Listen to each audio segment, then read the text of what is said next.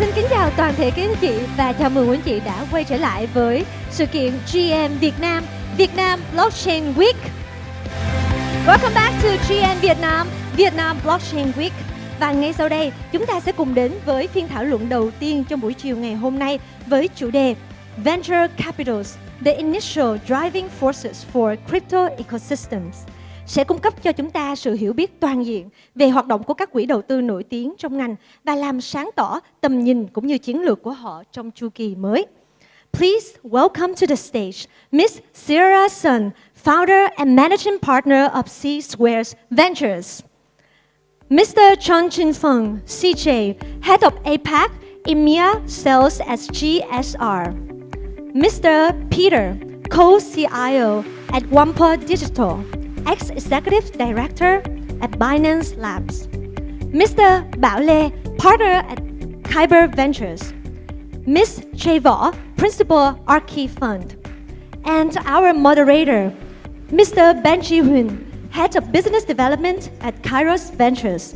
Xin trân trọng kính mời các diễn giả và chủ tọa cùng mang đến những chia sẻ hấp dẫn cho các quý vị của chúng ta ngày hôm nay. Xin cảm ơn.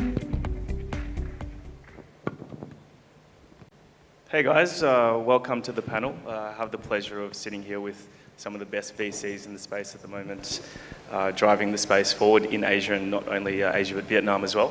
I'll just get you guys to introduce yourself one by one if that's okay. Hello guys, I'm Jay Võ, principal at Archie Fund, previously known as Coin-ID Ventures. So we just decided to rebrand Coin-ID Ventures to Archie Fund to serve a bigger scope at our firm and doing some initiative to help builders faster and more efficiently.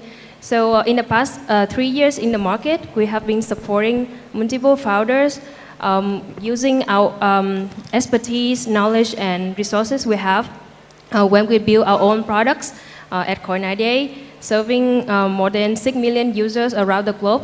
So we believe that all of those experience can definitely really helpful for founders building in this Web3 space.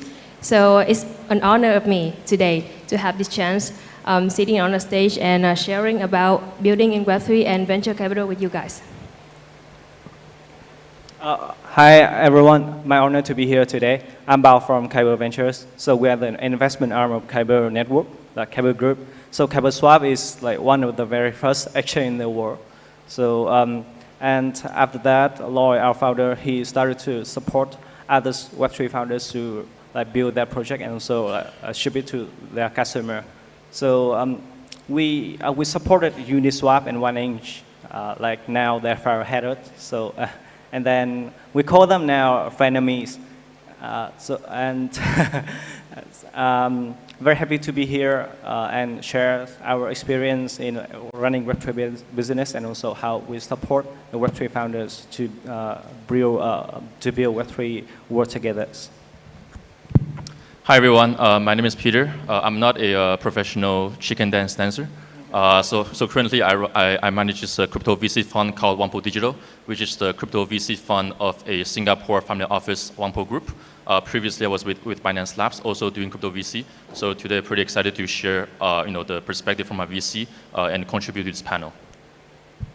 Hi everyone, my name is CJ. I run the sales team for APAC and EMEA at GSR. GSR is probably the oldest market maker within the altcoin space and digital asset space. Alongside that, in the recent years, we've also established on the more VC side of things, as we felt it was necessary to help grow ecosystems across the board. Once again, thank you very much for having me here today. A bit about background. I come from a more traditional background, with a career spanning the trading floors at Morgan Stanley, as well as on the private wealth side at Morgan Stanley in Nomura. Thank you. Hi everyone, I'm Ciara, founder and managing partner of C-Square Ventures. Similar to CJ, I came from a traditional finance background, doing management consulting with BCG in New York in financial services sector before joining crypto, and joined crypto full-time in 2017. And prior to founding C-Square Ventures, I ran listing and investment at Huobi, also built out a global markets team and institutional team. and started C Square Ventures actually pretty recently last year. Raised 100 million from top LPs like GSR and Google and Polygon, etc., and been deploying in crypto very actively, and very happy to be here and support our local portfolio company here, Asian8. Thank you. Awesome. Thanks, guys. Thanks for being here. I think we'll start off with one thing at the moment in the market is that a lot of people saying that it's quite hard to raise. How do you feel about that? Like, what are you guys looking for at the moment in projects? I can start. Well, it's definitely a little bit harder to raise than, I'd say, like the crazy bull market compared to 2021. But I think the valuation overall came down to a more reasonable amount. And definitely, fewer deals, but I think the bear market washed out a lot of the scammers and not, long-term builders in the market. It's actually better for us to invest because now we have a little bit longer time to run proper due diligence and can be more, centralized of our resource to support our top portfolios and do a lot of portfolio support work. And we're looking for teams with good background and resilient and understand treasury management who can survive in bear market. And also, I think the ability to generate positive cash flow in this market is very important, as well as the understanding of regulatory space and compliance, as that's the foundation of I think, build in the space. And I think more importantly, understand crypto design, cryptonomics, and community is the key for building a successful Web3 project as well. Just to emphasize, right, there is still money in the space. There are still VCs who are sitting on bags of cash waiting to deploy. The way we deploy now, though, is almost like what you see in a high street business. What is the problem statement you are trying to solve? And now we are at an age and a day where finally we can sit back and say, the solution that you have, is it a solution for a problem that unfortunately you had in your mind? Or is it a solution to a real problem that is going to have real adoption and real users? And I think that's the direction a lot of the VCs are taking. And along that path, a lot of VCs, I think, have woken up to the fact that we're no longer in an environment where you can just throw money at a project. There needs to be this concept of incubation, this concept of working with these projects as they go on their life cycle. Because the minute you've raised money from a VC, well, that's only the beginning of your journey. And that journey can take months or even years. And you need the right partners to do it. Yeah, and I want to echo the point that, so market cycle always happens, right? We've seen this at least 3 big cycles in crypto in the past, since 2009. And then the fundraising difficulty and the fund's activity obviously fluctuate with the cycle, right? So this point is already well made by our 2 friends here. And then just want to make 2 other points. One point is about the criteria for VCs to assess deals still remain the same, regardless which stage of the market we're in. And then our framework is really, there are 3 things that really matter. In terms of priority would be team, market segment, and then product/traction.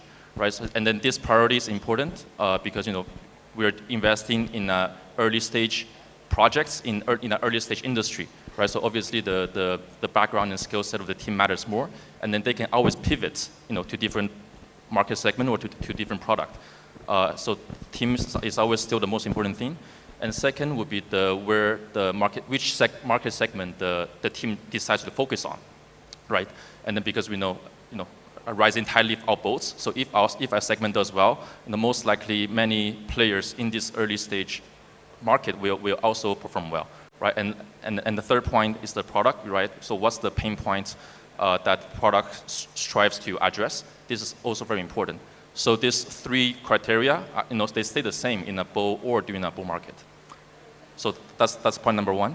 And then point number 2 is that I think, maybe more relevant in a bear market is that for founders, maybe treasury management as well as operational security becomes even more important, right? Because now the funds that you have, they're even more precious than during bull market. So that's why like managing well your wallets, managing well your cash burn, those become even more crucial during bear markets. But overall, I'd say, for a VC, we tend to be market agnostic, and then our behaviors stay the same regardless where we are. I totally agree with the point raised by others like panelists. However, this morning I have a debate with also a GP of the fund to see whether the product market fit is more important or the innovation is more important. Because in the previous cycle in 2012, 2016, 2017, and 2020 or 2021, there are always new things coming to the market. So in 2012 and 2013 is color coined. In 2016, 17 is ICO. 2020 is about DeFi, and 2021 NFC and GameFi. So at those bulls market, there always be new things coming in, new assets to be traded. So whether market fit, whether innovation is more important, I think it's both very important. So I know Axie team since 2018. At that time, no one believed in them. They said that, okay, games on blockchain not going to work. But it turns out in 2021, it's created a great hype. And then at Kyber Ventures, we are learning it. So we are trying to balance between product market fit, innovation, and like new ideas, because we think that crypto is still something very, very new. It's from 2009. AI started in early 1960. Now, after 60 years, and it's created, so it started having traction. Crypto is something very new, and we can create a lot more innovative product there. And I really believe that people here and all over the world will create something like totally new for meaningful for the users, and attract a lot of attention and investment from not only VCs but also others investors in the market. I think I believe with everything that our panelists and friends share with you, and they almost cover almost anything. I just want to emphasize a little bit. Like for early stage venture capitalists, the most important thing always is about a team. Like we usually at Archifund and Coinite Ventures looking into the mentality of the founders. If they have enough innovation to work through every hard time of the market. It's a volatile market, and everything can happen tomorrow or maybe now.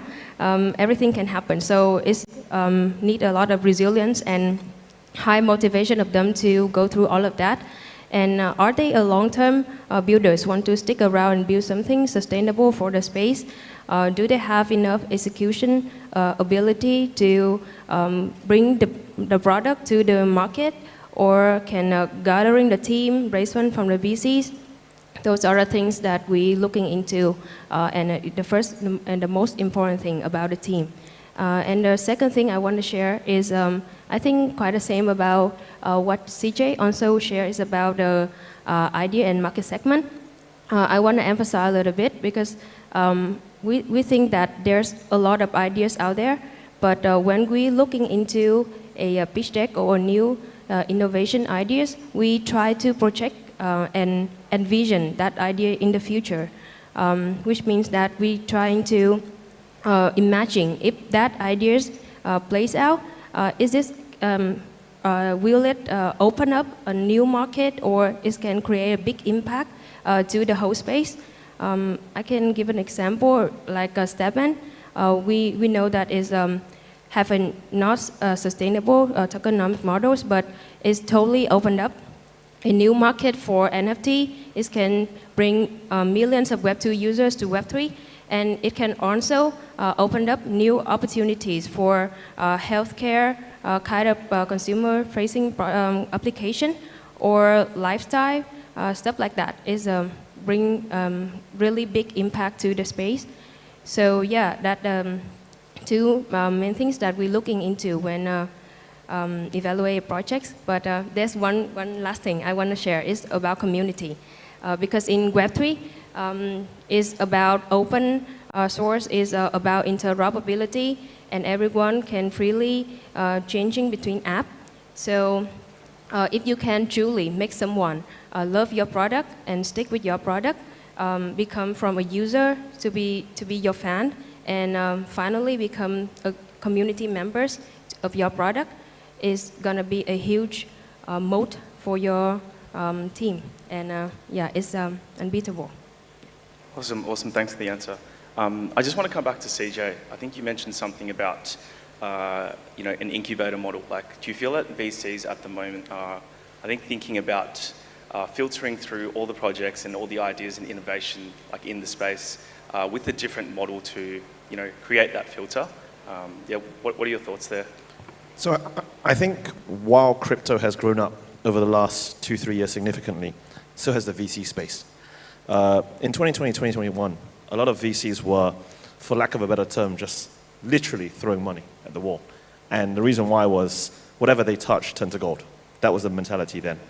What they realized, though, is a lot of the projects at those valuations back then that they invested in, well, today a large part of them, and unfortunately a lot of them, are no longer viable solutions. And the reason why is the nature of this industry. So a lot of VCs that we talk to, and as a market maker, we actually speak to most of the VCs on the street to get an understanding. A lot of them have actually switched models. And it's now about who can they truly help and incubate. And I'll give you an example. Let's say you have a project in Vietnam, which Vietnam is probably going to be one of the hotter markets for this year. But you have a project here that wants to go international because it's too local. Then the nature of the VC that they partner with, what resources can a VC bring to the table to help them grow, to make that project international in nature? That's what we're seeing a lot more of. And a lot more VCs we are seeing, I mean, Sierra mentioned it as well, the way they look at projects is projects that we can help. And that's what we want, because the truth of the matter is this: we don't claim to be experts in everything. We have certain niche, certain areas that we have a better understanding of, certain geographical nexus that we understand better, and based on that, we're able to help these projects flourish to achieve what they want to do. So incubation, I think, is going to be very strong. And the interesting thing is, this is nothing new. In the traditional world, you have the concept of Y Combinators, for instance. And it's very important because large firms like your Googles, like your Amazons, for instance, realize that, yes, giving money to a project is the first step. But it's the same concept of if you give an 8-year-old kid $50,000, they don't know what to do with it. And that's where you have to be that adult voice to say, okay, these are the steps, these are the stacks you need to succeed, and these are the introductions I can make to help you get there. Yeah, does anyone else have anything to add there? Okay, yeah, just a quick comment to add on incubation. I think incubation makes sense because it highlights the different strengths of VC and the founder, right? So founders, they normally, coming from an industry background, or they come from a specific technical background. So they really, they're good at either building a product or they know a specific market segment really well, right? And then they're obviously closer to the daily intricacy of operations and managing a team. But as compared to VCs and also maybe to market makers, because we talk to many different projects on a daily basis, and then we're closer to the macro trends, meaning, for example, the overall performance of the crypto asset class, the different performance of different market segments. So in this way, we have a better insights into what specific drivers are happening, and then with those knowledge, we can share those with our founders, and then maybe help them pivot, or help them, or give them specific advices about how to make their projects better. So I think incubation is definitely something that makes sense, and I think most VCs are very, are contributing in this aspect. And yeah. I totally agree. So we don't really say incubation, but say like a lot of advisory work that we've been doing for our portfolio companies. I think it comes down to four points. So I think it's very important to help them do business development and select the best partners to work with in crypto, as we've been in the space for almost 6 years now. So we worked with a lot of people, and with exchange background, we pretty much worked with all of the different sectors of partners in the past. That's something we can help. And then the second point is in detailed token operations. So just to Peter's point, how to design a token, how to access to better liquidity for a token, how to guide them through exchange listings, and also work with the best and most suitable market makers in the space is very, very important. And also how to build a localized crypto community, as go to market for your product and go to market for your token can be two separate things. So that's something we can guide them through as well. And then also hiring people, I think, is very important. We know a lot of successful founders and also like key personnel who worked on past crypto projects, and we can now help them join different kinds of teams according to our portfolio companies' hiring needs. And then I think last but not least is being able to pivot very fast in this market is very important. So example would be, it comes down back to Asian Aid as a project we co-lead. So we have a weekly call with them, and they started actually as one of the biggest guild, and they are the biggest guild in Vietnam. They had almost 4,000 scholars to start it with. But as we all knew that guilds design and whole tokenomics is not very sustainable, and they've been working on pivoting, and now they're pivot very successfully into the largest gaming infrastructure in the space. So I think that's also some value-adding services that all of the VCs and partners that we can do for the portfolio companies. Awesome. Do you guys have anything to add to the incubation? Yeah, I think that we don't call what we do at Coin Ventures or Archifund incubation, but what we treat them is quite similar to it, because when we invest in any projects, we want to truly add something to the table, not just capital. So at Archifund, we usually have the projects. When we invest, we have them to refine the ideas and help them to work with the partner, and which means partners here is like top tier VCs on the global side or top tier exchange to help them get the exposure from global audience, or kind of projects that they can collaborate on the product on. So I think that it's quite hands-on and very specific. Like what Sierra also shared about the case, she works with Engineer Con Weekly and help them to work on pivoting. And we also do it with the projects that we invest at Archifund, like Summoner Arena or Guildfight, even Engineer, Aura Network, and share with them like the building experience, what we have been doing and truly done with CoinID to them. Yeah. Awesome. Bao, do you have anything to add there? Yeah, like beside the point of at the panelists mentions, so I think joining an incubation or accelerator will like help you to reduce a lot of time on development and also business development, because Web3 is like it's a global game by nature, so you need to ship the product to the market as soon as possible, and not repeat the same mistake that other people have made. I think that two things are very valuable for new founders. Yeah.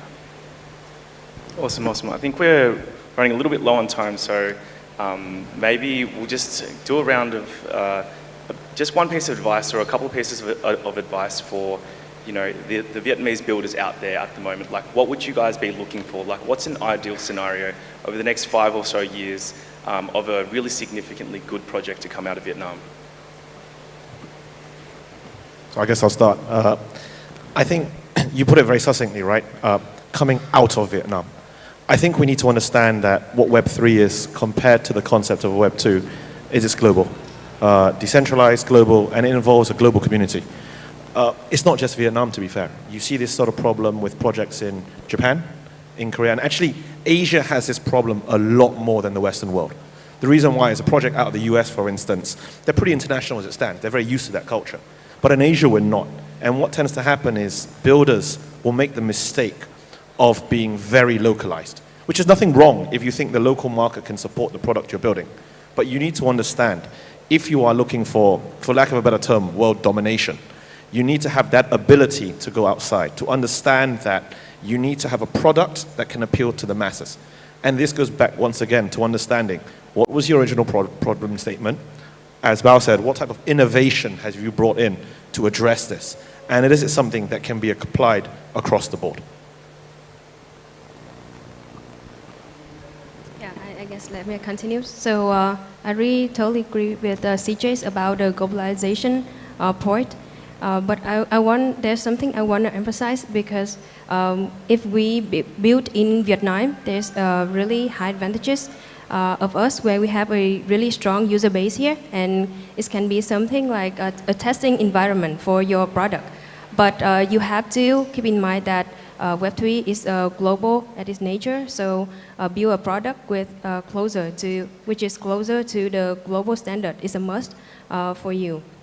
And trying to work with long-term partners from very early days. Like there's something that we always trying to tell our portfolio companies is that your first fundraising round is super important because if you can onboard long-term and good investor and backers to your team from very early days, it's going to be a huge leverage for your later stage of growth when they can help you to onboard more backers and partners from global scales to help you to truly serving the global users out there. Okay, I want to add a little bit more. There is joke about South Asia investment. A best team include Indonesian or Malaysian CEO, Vietnamese CTO, and Singaporean CFO. So, each country has their own strength. However, in Web3, it's required more than that. You can see Kyber and Activity.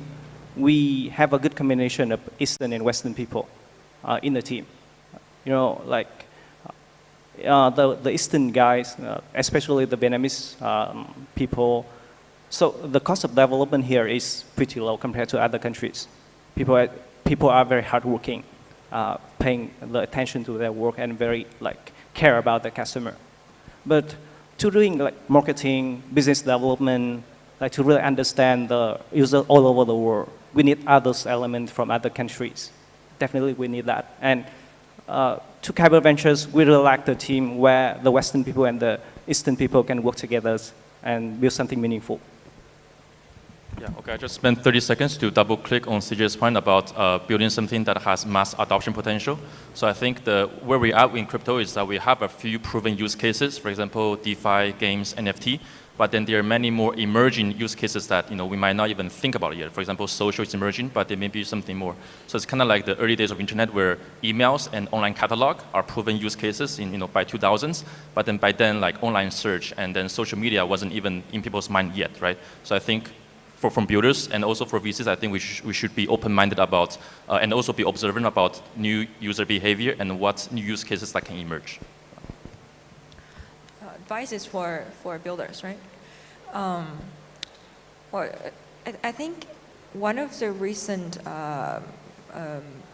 problems we've been seeing is that when projects go out and raise, they don't quite understand, save, token warrant, SAF, the differences and the things that they should be really thinking about.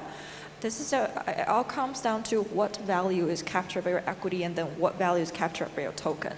We always say that if it's not 100% necessary for you to launch a token, just don't do it. Even work with the equity structure works.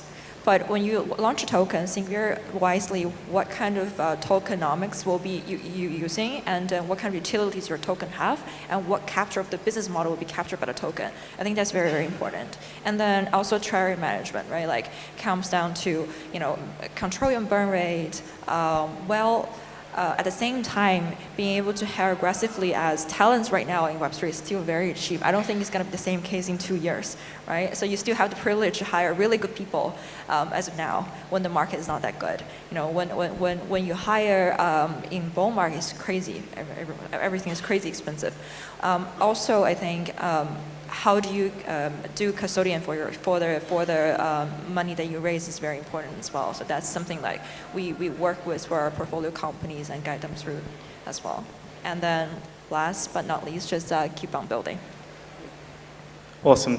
Thanks, guys. I think we've actually just run out of time there, but it's been an absolute pleasure to have a chat to you guys, and hope to see you guys at a few side events. And just a round of applause for these guys here, guys.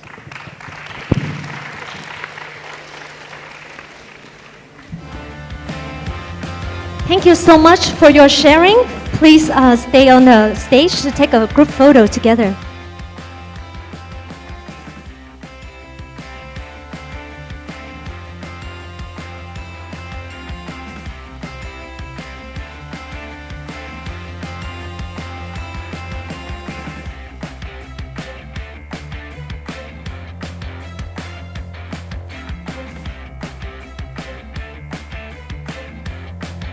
Vâng, trước khi đến với phần trình bày tiếp theo, Thủy Tiên có một câu hỏi dành cho tất cả các anh chị trong khán phòng ngày hôm nay.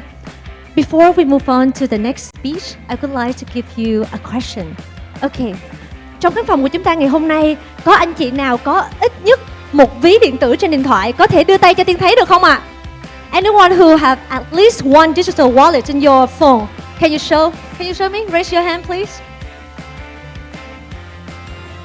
Alo, có ai có nhiều hơn 2 loại ví điện tử trên điện thoại thì có thể đưa tay cho Tiên xem được không ạ? 2 loại ví điện tử à? More than 2 digital wallets in your phone. Okay, many of you. Vâng, với sự phát triển của công nghệ thông tin, chúng ta có thể thấy được sự ra đời của rất loại nhiều ví điện tử, đúng không ạ? Tuy nhiên, ví blockchain vẫn đang giữ được một sức hút cũng như đóng một phần rất là quan trọng trong trải nghiệm người dùng, nhất là trong lĩnh vực blockchain. Và ngay sau đây, tiếp đến chúng ta sẽ cùng đến với một chủ đề rất đặc biệt: Blockchain Wallets, the new banking system and democratizing people, qua phần chia sẻ của diễn giả Alex Lewis, Senior Solutions Engineer đến từ Circle. Please welcome to the stage Mr. Alex Lewis, Senior Solutions Engineer from Circle. Please welcome to the stage.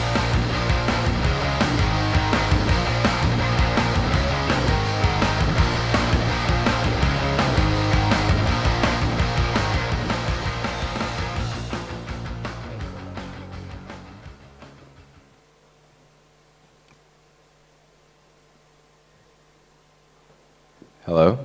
Hey everybody, how's it going? Good morning Vietnam, or afternoon now. My name is Alex, as you can see over here. Oh, I don't want to block the screen here. I'm from Circle. I actually live in Taipei, Taiwan. And I was actually born and raised in Asia. I was born and raised in Taiwan, moved around a lot, moved to Korea, and then also Beijing when I was a little kid. Went to the school in the States, and I wanted to come back to Asia ever since I went to university in the States. So I came back. I just want to let you know a little bit about myself, so you're not listening to a stranger for the next 18 minutes or so. So what I'm going to talk about today is blockchain wallets. Blockchain wallets and also what Circle does, right? And how we're actually helping to create new banking systems as well as democratize access, just basically give more access to more people, to more financial help. So this is our company, Circle. And what we try to do at Circle is to raise global economic prosperity through the frictionless exchange of value, right? That is our motto. That is what we strive for every day. And what that means is when we're together, when we're working, what we try to do is we try to imagine a world where a financial system is radically more open and more connected than it is today. The other thing that we try to do is try to imagine a world where US dollar transactions are nearly free, frictionless, fast, and just easy to do. Being able to transfer value is not restricted by having a bank account, by where you live geographically, right? You can just send it anywhere you want, right? That's basically the ethos of Web3 and blockchain and crypto, right? We want to break these borders and open the world up. And the last thing we want to do, we imagine a world where there's more opportunities to earn and expand and create meaningful growth for businesses, not just within the traditional avenues, but also in these new innovative ways that we're exploring everybody here today in crypto. So what we've done at Circle is become the sole issuer of USD coin, which I hope everybody has heard of and seen. We also issue Euro coin, right? So it's not just US dollars, but also Euro-backed stable coins as well. And the purpose of a stable coin is to combine the efficiency of blockchain with the stability of a currency in the real world, such as USD and the Euro. So the value is pegged always one-to-one to stable currencies like the US dollar and the Euro versus a more fluctuating currency like a Bitcoin, Ethereum, so on and so forth, right? And the reason we want to do this is to allow businesses to, and also users, everybody here in this room can also use USDC and EuroC. We want to enable you to store and transact USD and Euro-denominated assets worldwide, right? And that's actually a really big help to the crypto ecosystem as well. So blockchains solve really key and important problems, right? It's the cost associated with receiving money, sending money to and from your family, right? Like I did. I was in the States. I had to send money back home to Taiwan, where I live. Used to pay a lot of money, man. Now I don't have to, which is great. Accountability and security, right? So I have full control over my finances now. I don't have to depend on intermediaries or another financial institution, right? There's also the automation. If you are a developer, you can build in, or you can build a dApp to help, the world with automating some of these financial systems. And also the speed of the transactions. Instead of having to wait 1 or 2 days for my USD to land and settle with my family, I can send it to them right now, maybe on stage, and they can receive it in just a few seconds. So it's these sorts of efficiencies and it's these sorts of benefits, right, that allow us to imagine and try to create, new ways of banking and new systems of banking, and also to democratize access, right? So I'll walk through these two things for you guys today right now.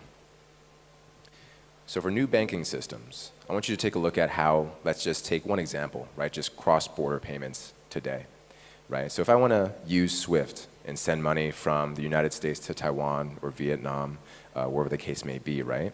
This is kind of how it looks like right now, right? And you'll notice it's a very simple diagram, right? We've reduced the complexity a little bit. We'll go into more details soon, but there's 4 main points that I'd like to point out here.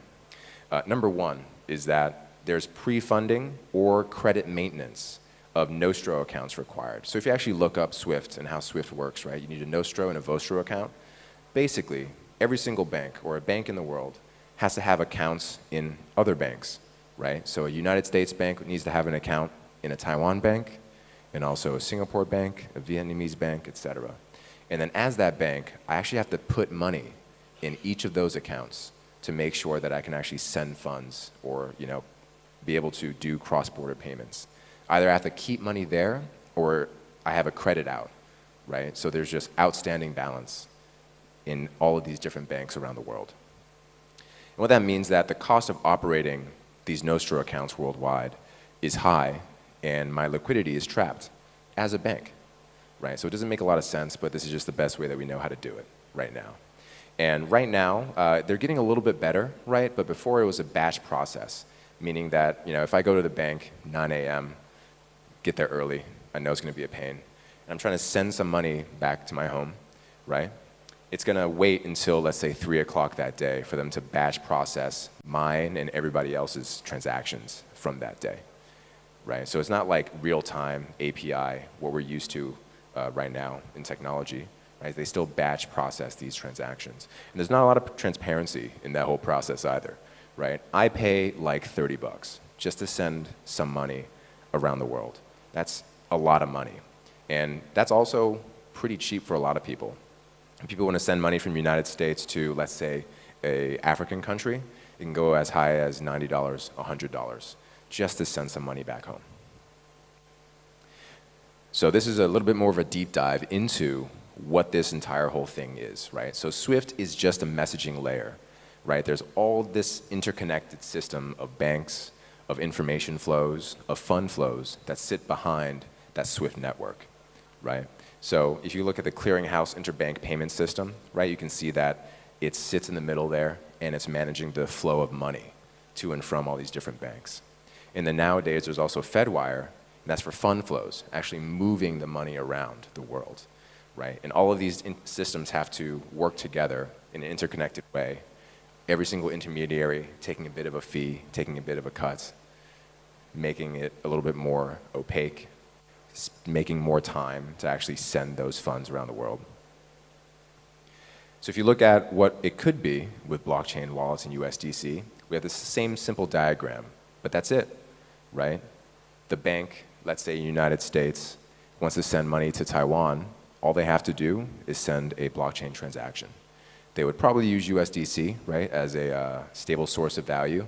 You don't want to send, let's say, Bitcoin or Ethereum. I send it now, it's $1,000. It gets there, it's $2,000. What did I just do, right? So we need an actual stable source of value to actually transmit worldwide. And that's it. So the pre-funding of Nostro isn't required anymore, right? It's real-time liquidity being sent around the world. So as a bank, I actually don't have to have all these different bank accounts around the world. I just have my central source of liquidity wherever I am. The next thing is that the cost of operating all those Nostro accounts, right? That's eliminated now, right? So I have more liquidity to go back into whatever other businesses I want to get into. It's real-time payments, right? No intermediaries, right? Which significantly cuts down on the fees that are associated with these cross-border remittances, right? So there's actually full transparency. You get to see the FX from USD to Taiwan dollars, right? And all you're paying in terms of fees really is the blockchain fee. And if you're using blockchain like Polygon or Avalanche or these sorts of blockchains, right, it'll be much lower in cost. So that's the banking system, which is great, right? If you have a bank account, so on and so forth, right? It would be ideal if I can go to my bank, I have a smoother process to actually send funds. But what if I actually don't have a bank account? And actually a lot of the world still doesn't have a bank account today.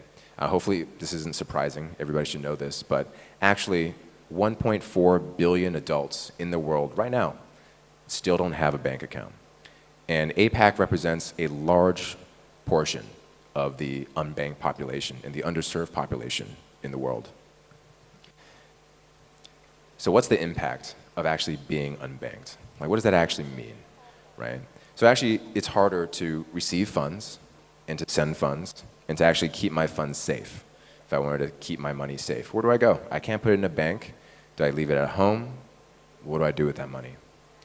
It can be more costly to do anything with that money as well, right? So if I actually did have to send funds, there are networks where you can go, and I know a guy who knows a guy who knows a guy that can help me get money from myself in the Philippines or in Taiwan over to the United States.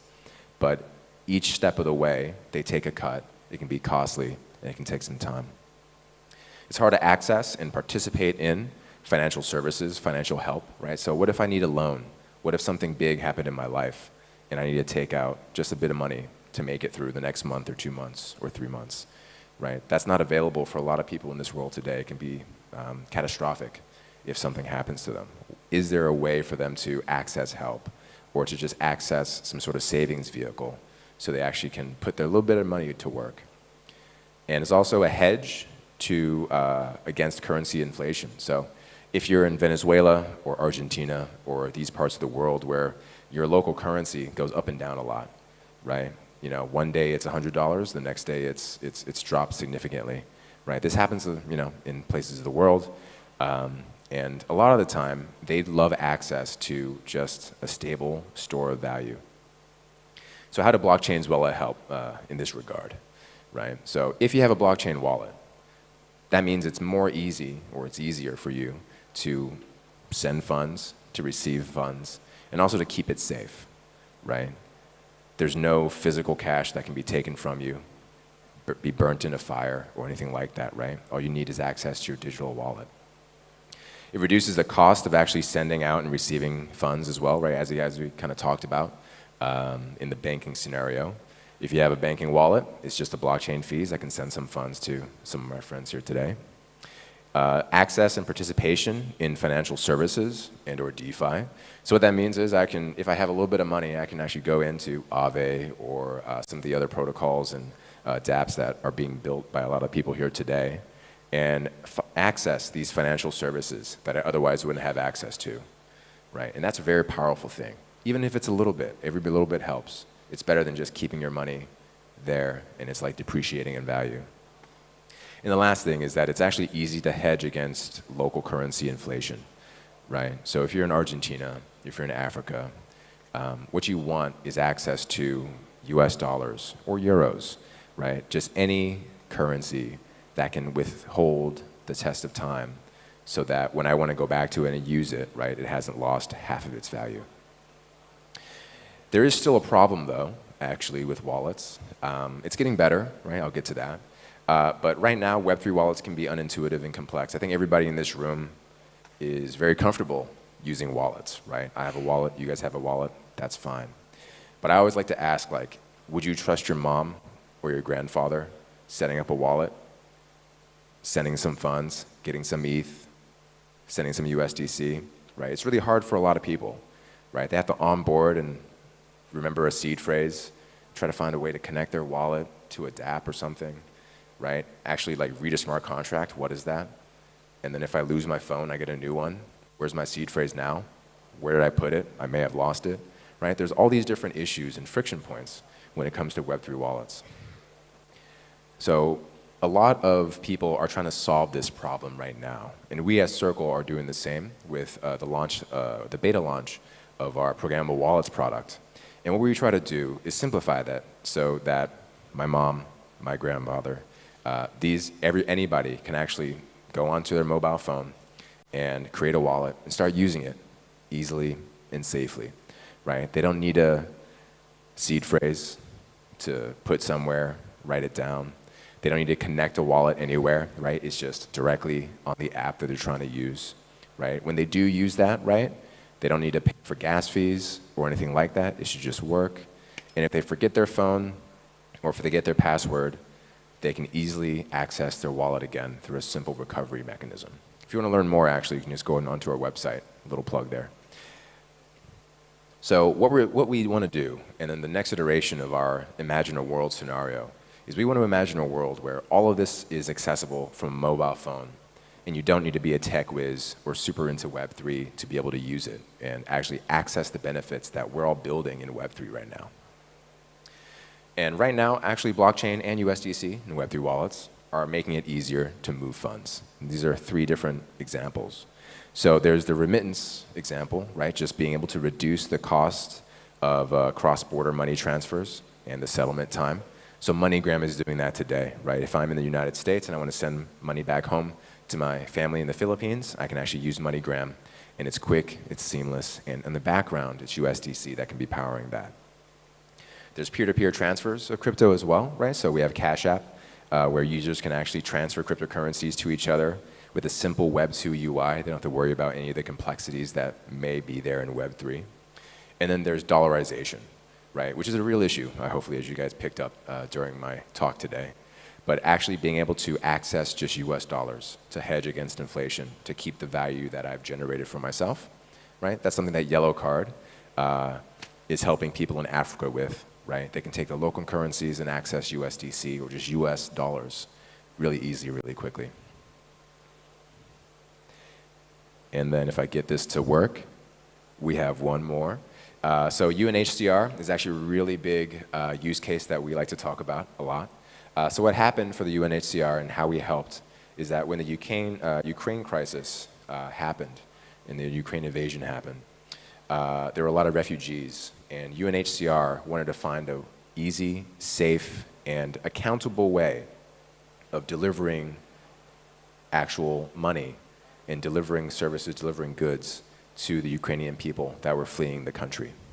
So what they did is they utilized USDC and MoneyGram to actually send USDC to refugees directly, right? So we can actually have accountability in the funds that were sent and the funds that were received by the refugees, which is not the same, which is not kind of how it works right now. There's a lot of intermediaries, there's a lot of cost associated with delivering aid to those in need.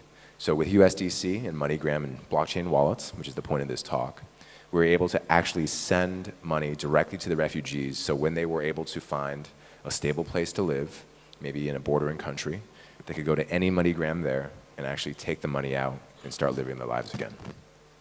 As this lady put it, this is a great example of how digital assets can be a force for good, delivering humanitarian assistance to the most vulnerable in need with real speed and accountability of usage of funds. So basically, what we're talking about is an easy way to send funds in real time, at low cost, low friction, and accountability. Thank you very much for your time. I really much appreciate it. And if you want to see anything more about Circle, please take a look at how we're showing up.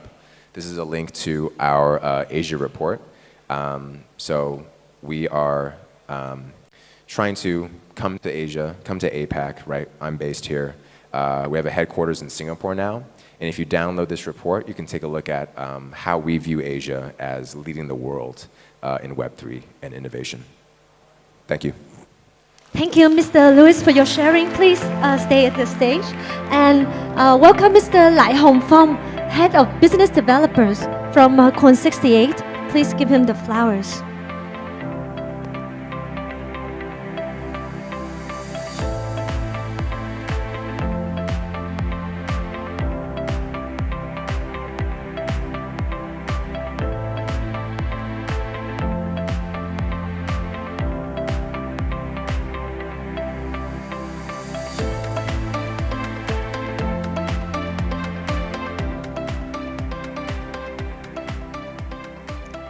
Vâng, thưa quý vị, trong phiên thảo luận tiếp theo với chủ đề Crypto Mass Adoption and Regulation, đại diện của các công ty, tổ chức sẽ chia sẻ về tình hình pháp lý cũng như lợi ích của việc triển khai công nghệ blockchain trên phạm vi toàn quốc.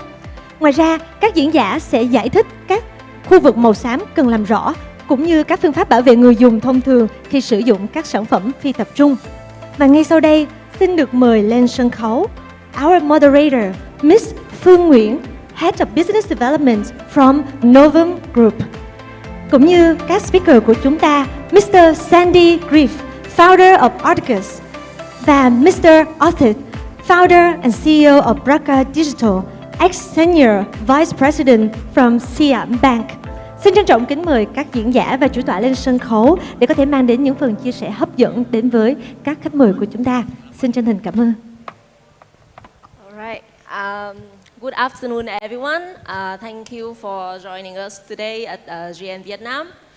My name is Phương Nguyễn. I'm the head of business development for Novum Group. We are based in Singapore and with the office in Vietnam and Malaysia. We have been active in blockchain and Web3 space in 2017. We are the creator of Crypto Hero Trading Bot, Super Crypto News Media, and the Hi-Fi Conference. But it's my honor to be the moderator today on the topic about the crypto regulation and mass adoption, a very hot topic lately. But first, let's welcome our two distinguished panelists. Today we have Mr. Sandy from Articus and Mr. Athit from Braca Digital. And we are very lucky to have the panelists with a very strong financial and institutional background.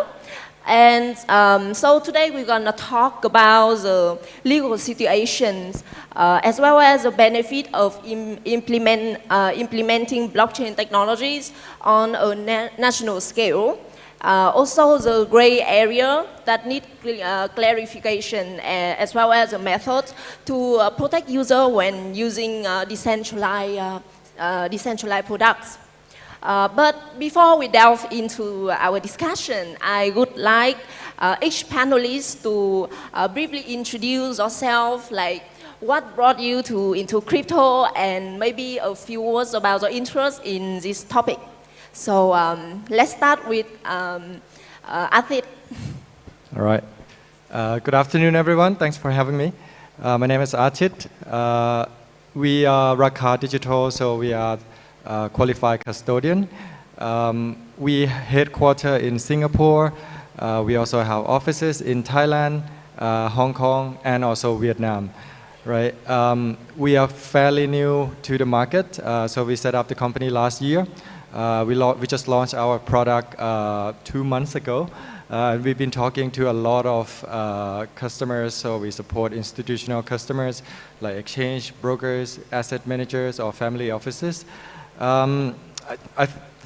I'm glad I'm in this forum because our business is directly related to the regulatory, and I'm happy to share more about the regulatory framework in the region that just launched lately. Thanks for having me. Thank you, Arvid. Over to you, Sandy. Hi everyone. First of all, thanks for having me. I'm very happy to be here. Sandy from Atticus. I got into crypto in 2017, trading personally. I was a finance lawyer at the time, and eventually work took me into crypto as well. I was at BitMEX for many years. And now I do Atticus, which is a legal reg and compliance focused consultancy. Thank you for the very insightful introduction. So now let's start the conversation with the regulatory landscape for blockchain and cryptocurrencies, which remains very complex and vary across different countries. Like recently, we have seen a lot of events happening, such as like the SEC crypto crackdown in US, to seal Binance and Coinbase, two largest cryptocurrency exchanges, or the debate over like if cryptocurrency is securities or commodities, or in Europe we just have the unified crypto regulation for the first time called market in crypto assets, or MiCA, right? So my first question for you guys is what's happening right now in the regulatory landscape, and how Asia countries such as Thailand, Singapore are approaching crypto assets regulation? Maybe, do you want to start first, Atit? Yeah, I'll start first. Thank you. It's good that you mentioned what just happened in the US. I think what's really important is, us as an operator, we want a clear regulatory framework to tell us what can do and what cannot be done, right? What happened in the US just wasn't so helpful, I would say. But you rightly say in this market in Southeast Asia, I would have to give the credit to the regulators in Southeast Asia.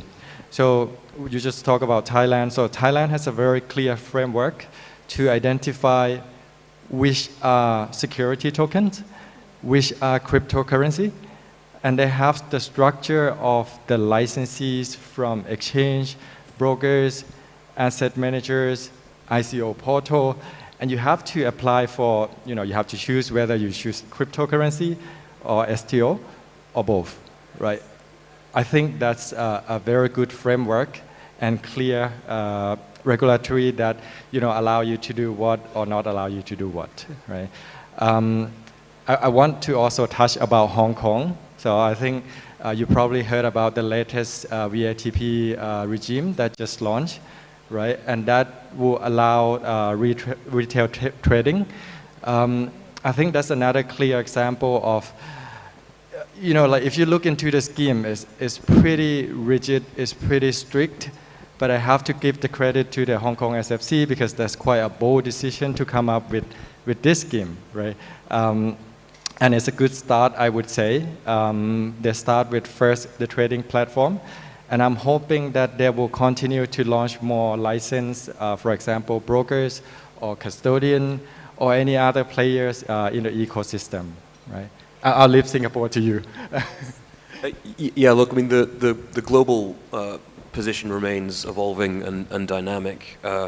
US is a great example that seems to be kind of hiding from progress, if you like. I think what we have seen in Asia is a proliferation of crypto-specific regimes like Arthit refers to, and I think obviously Thailand, Hong Kong has done a good job of that too, and obviously Singapore.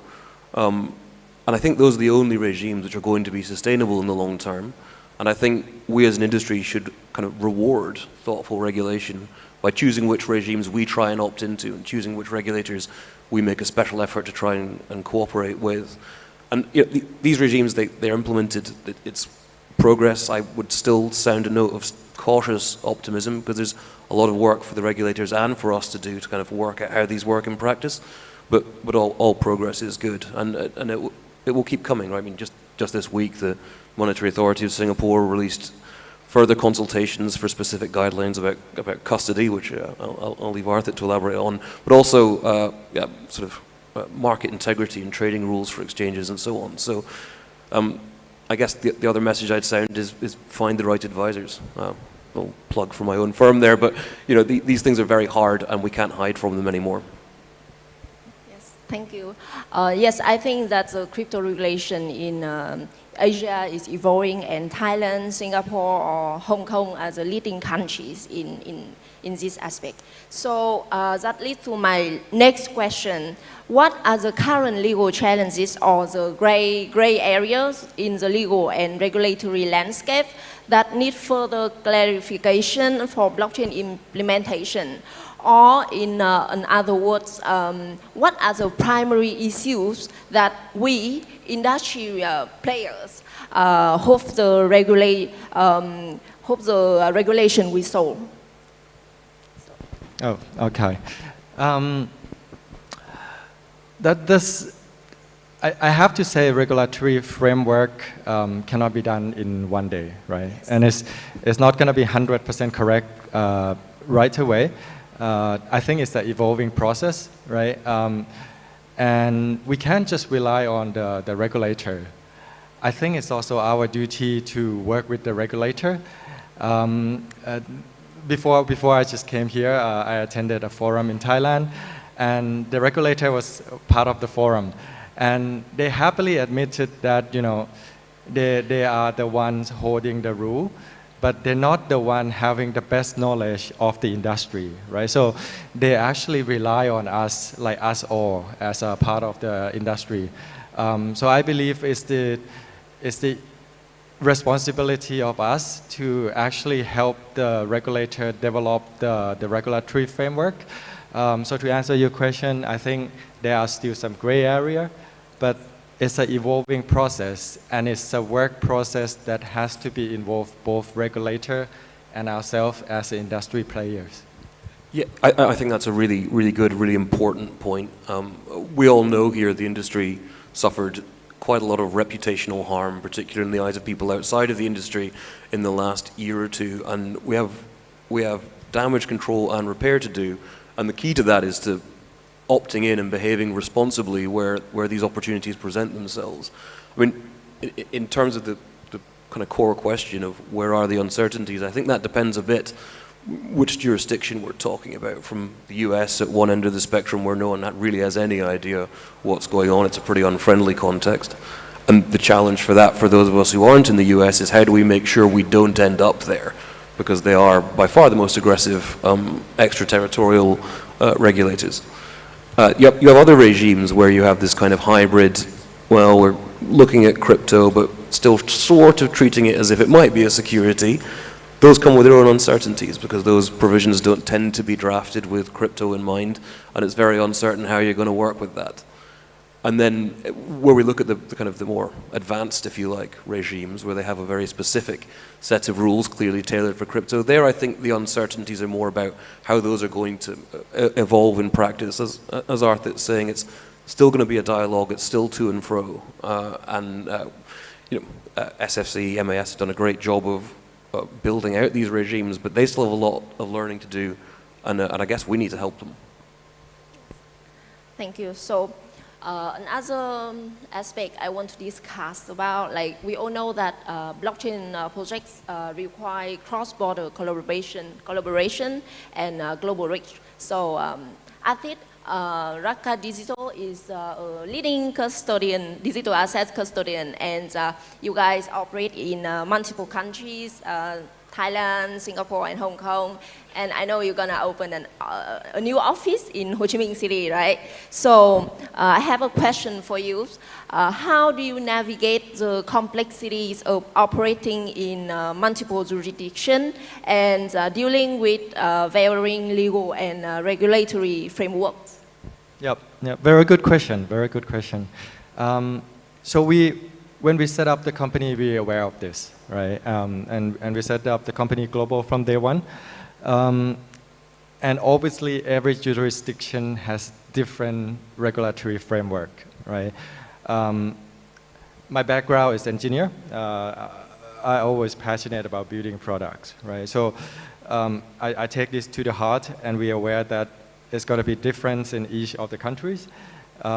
So when we build the product, we actually being very careful of what can be configured, because we know that in Thailand it's going to be different to Singapore, and you have to also consider not just your own jurisdiction. You have to also consider your customer jurisdiction.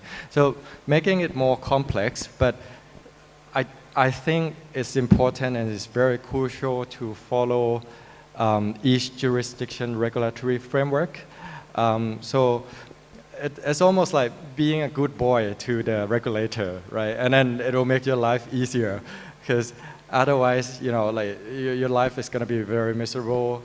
So it's, and shout out to all the builders as well, right? It's very important that you take all these factors into consideration when you build your product. Make it flexible enough, make it adjustable to each of the jurisdiction that you're playing in, right? Yeah, I'd like to echo some of that. The kind of the key thing for me, because not everything is unique in crypto from a legal and reg standpoint, certainly if you ask a lawyer, but the kind of the extreme ease with which you can find yourself with complex multifactorial jurisdiction problems is sort of unique to crypto. And I think the key is to be deliberate about your choices. Make sure you understand which jurisdictions you're most exposed to, and be deliberate about which ones you opt into. Where are your operational bases? Where are your people? Where are your companies? And as an industry, we have a history of perhaps being guilty of burying our heads in the sand and ignoring these problems. But I think that age is past. There is not going to be a utopian world where we can exist entirely outside of geographies and related regulatory regimes. So let's dedicate the resources necessary to think hard about these complex issues. Thank you. The next question is for Sandy. I know articles you guys provide a consultant service on multi-jurisdictional entity structure for startup, right? And today we have a lot of blockchain startups joining us. So do you have any advices for blockchain project regarding cross-border operation and global reach? Yeah, great question. I'm kind of repeating myself a bit, but the key is to be deliberate about your choices, right? To think about which jurisdictions are going to be important for your operational regulatory requirements, your product roadmap. What are the things you're going to do? And while you're in the position to be flexible and adaptive about where you're going to do those things, take a lay of the land, take a survey, work out what are the best locations for doing those things, and work within those parameters. I think, part of what Atticus is there to set up to help with is that these things are very hard to work out without having sort of some experience of working with lawyers. No one likes to talk to lawyers, and it's very hard to work out who you are supposed to talk to, right? So use your networks, find people with some knowledge of crypto and of the kind of traditional legal world, and work with them to try and build this stuff in advance, right? An ounce of prevention is worth a pound of cure. Thank you, Sandy. So, regulation and compliance are evolving areas for blockchain projects. So how do you navigate the regulatory landscape and ensure compliance while maintaining the innovation? And are there any regulatory framework for initiatives that you believe are beneficial for the industries? Apit? Sure. I'll try to make this quick because of the time. But I had a privilege to talk to the regulator, right, back in Thailand. And we say we have to be creative, right? We're living, and our industry is blockchain, it's not traditional finance anymore. First of all, collaborative, we work with the regulator. Second of all, we have to be creative, right? If you look into all the regulatory framework of these countries, cost of compliance and cost of operations is very, very high, right? Let's say for custodian, you would require to either using capital back or buying insurance, in which the insurance premium is very, very expensive. But how about can we be collaborative and can we be creative in using technology, right? So for example, proof of reserve, right? The assets stay on chain, it's there. You can carry it and, instead of using a heavy capital to back that, but at least we can prove that the asset is still there. Why is it so necessary to have like a very big capital or very big insurance to increase the cost of operation, right? So this is just one example that, I think we should be creative in using technology to resolve the problem and optimize the operation cost and efficiency. Of course, working with the regulators as well. I think no matter what any of us does in this industry, we are all very, very early, right? And it's perhaps then too early to say if there are any regimes we're seeing pop up that are sort of particularly effective, user-friendly, and facilitative of innovation. But we're definitely seeing the right direction of travel there. You mentioned the markets and crypto assets regulations in the EU. Excellent example of a regime that's not trying to grapple with the question of whether or not everything is a security token, but just to say, okay, we'll have a separate set of rules for tokens generally.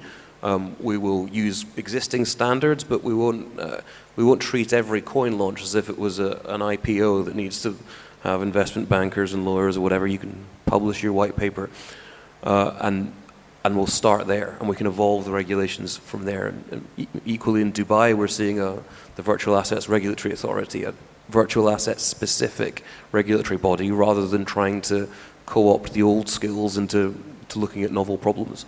So while I can't say kind of which ones will or will not work, I think we're definitely seeing the right direction of travel. All right. So now we don't have much time left. So let's shift the focus on crypto mass adoption. Yep. So we all know that cryptocurrencies must reach mass adoption to unlock their maximum potential as a network technologies and their value as financial assets. So I think what are the obstacles blocking the mass adoption of cryptocurrency right now, and what might be the solution? I'd like to just go back to our first topic, like regulatory framework. In some jurisdiction is not so clear, right? And I think it could be a blocker, and we talk a lot about institutional adoption, right? Whenever there's unclear regulatory requirement, there won't be institutional adoption, and therefore cannot be a mass adoption, right?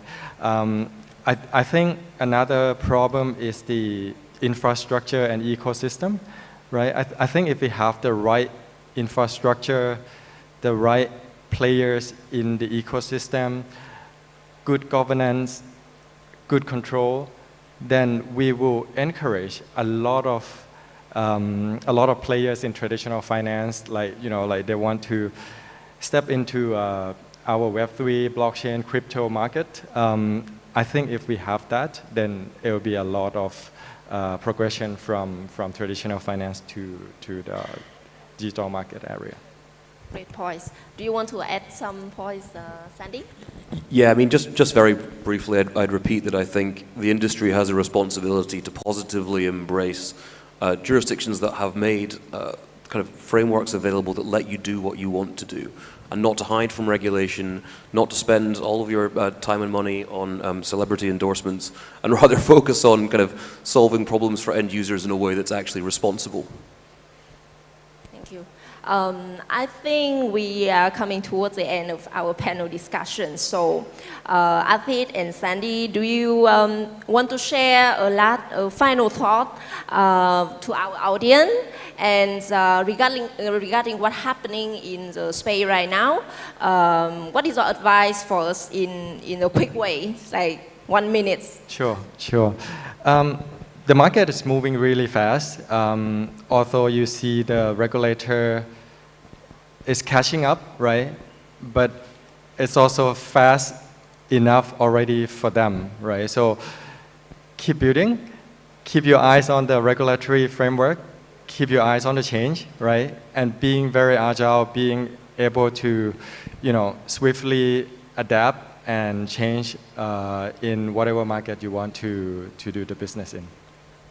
The clock is flashing red, so I'll just say be deliberate and positive in your choices.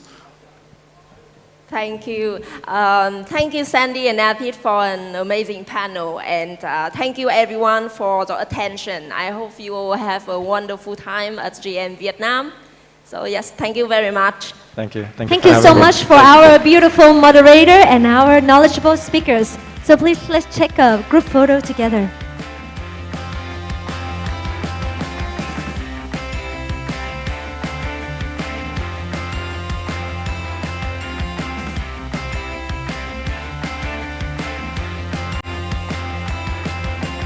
Thank you.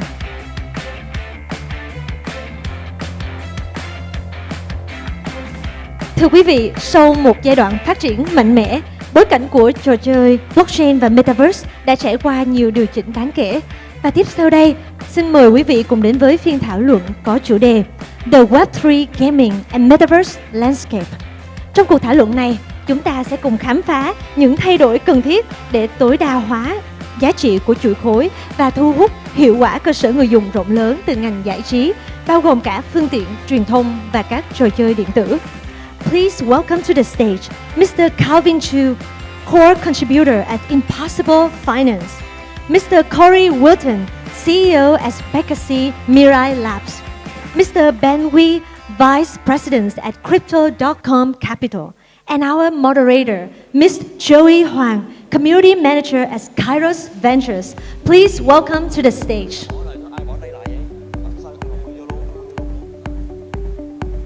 Vâng, xin trân trọng mời các diễn giả cũng như chủ tọa lên sân khấu để chúng ta có thể mang đến những phần chia sẻ hấp dẫn cho các quý vị đang có mặt trong buổi tối ngày hôm nay ạ.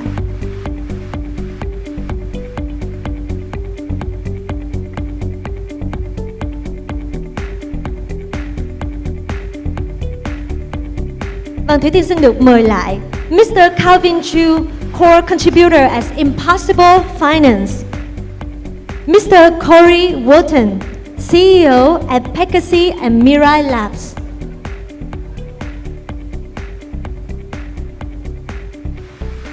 Vâng, chắc là các speaker của chúng ta đang trên đường di chuyển vào trong hội trường.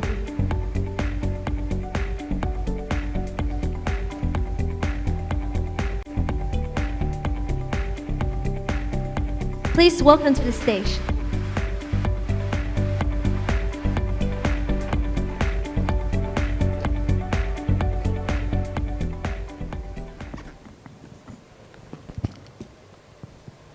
So hello everyone, good afternoon.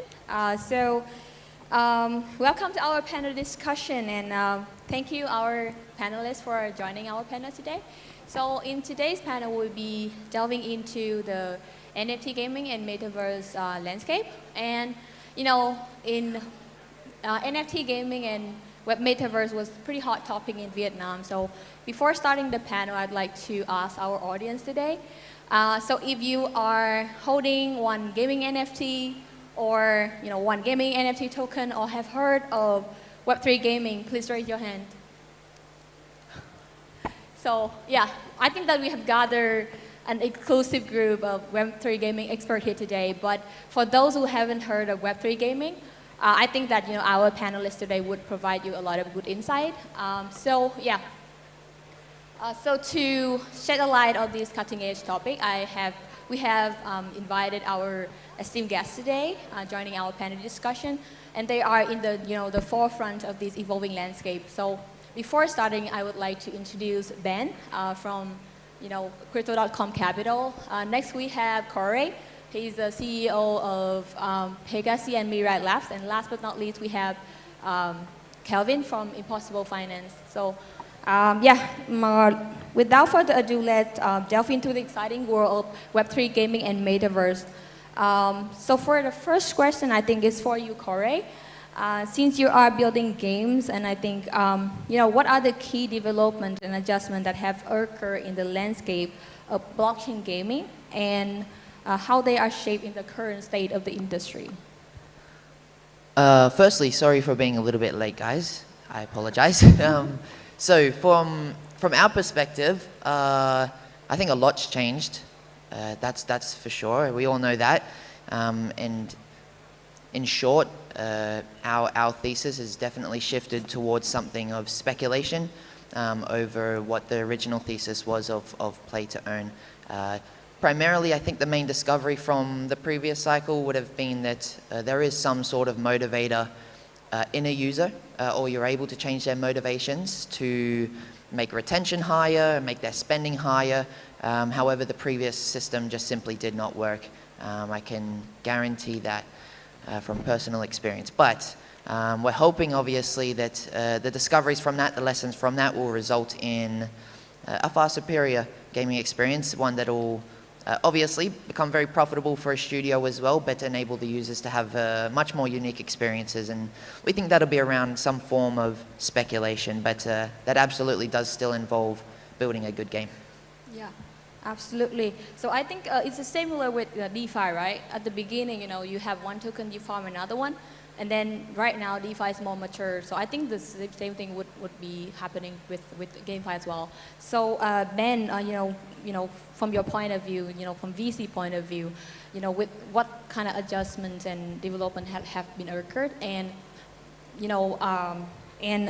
what steps should GameFi be taken to realize the full potential of gaming?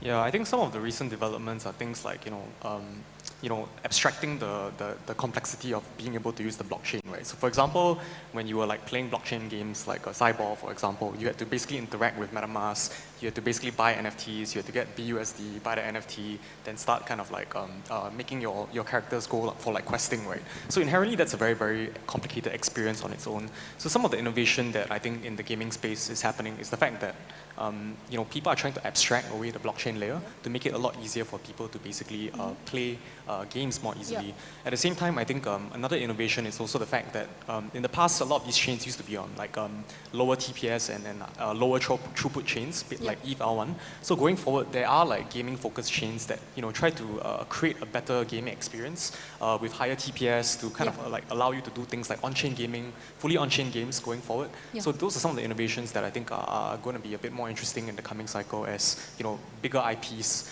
with higher user bases start coming into the gaming space. Yeah.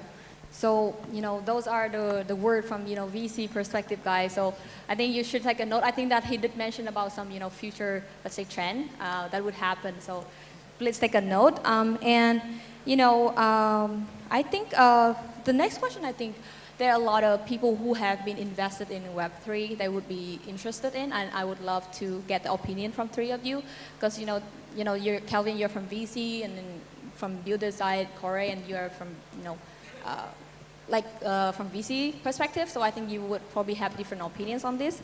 So with the integration of NFT, virtual asset, and virtual economy, how can blockchain gaming and metaverse create sustainable value for both player and content creator?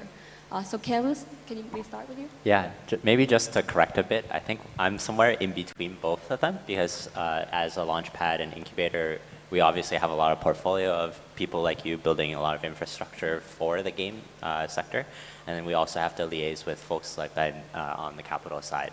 And I think that going back to what you asked, Zoe, a lot of the things that we realized that the users in maybe bull or bear markets, they maybe were in it for different reasons, as kind of Corey mentioned. And I think that in order to be able to be honest with ourselves in the technologies that we build, as well as the kind of consumers that we serve, as a launchpad, we do have to listen to the retail users' voices, not just maybe private LPs or other folks that, whose money we invest, right? Because we are actually serving the end user. So I think it's a very interesting problem to see like an aggregated user's perspective when you have to answer to the needs of all the builders all the time and all the users all the time. So I think it's always not easy to balance, even in bull or bear markets. But I think when we work through these bear market times, we also get to see a lot of very interesting builders figure out new solutions. Like Corey, for example, you mentioned just earlier in the prep room, some of the infrastructure and like social sign-in features that touch on exactly what Ben said, some of these frictions that we're not able to give a flow that is very easy for just gamers to jump into Web3, right? So I think that always it's really cool to see teams find some other kind of solutions in these types of market conditions to be able to make sure that they're solving a real need for both other product teams and the users themselves. Yeah, so how about you, Corey? What do you think? Can you retouch on the question? Yeah, I apologize. Sorry. So, like how gaming project would, do to create like a sustainable value for, both game players and also content creator? Ooh, that's a tough one. I know Cuckoo is here. A lot of you would be familiar with him. He's one of the biggest streamers in Philippines for Web3, and I think he would definitely have a much more superior opinion on what is value for a streamer, absolutely. But I think fundamentally for them, they have the desire for a game that they actually want to play and is entertaining. So I think fundamentally, we can't go past that. And as a studio, a game studio, I think that's our job, primarily beyond that.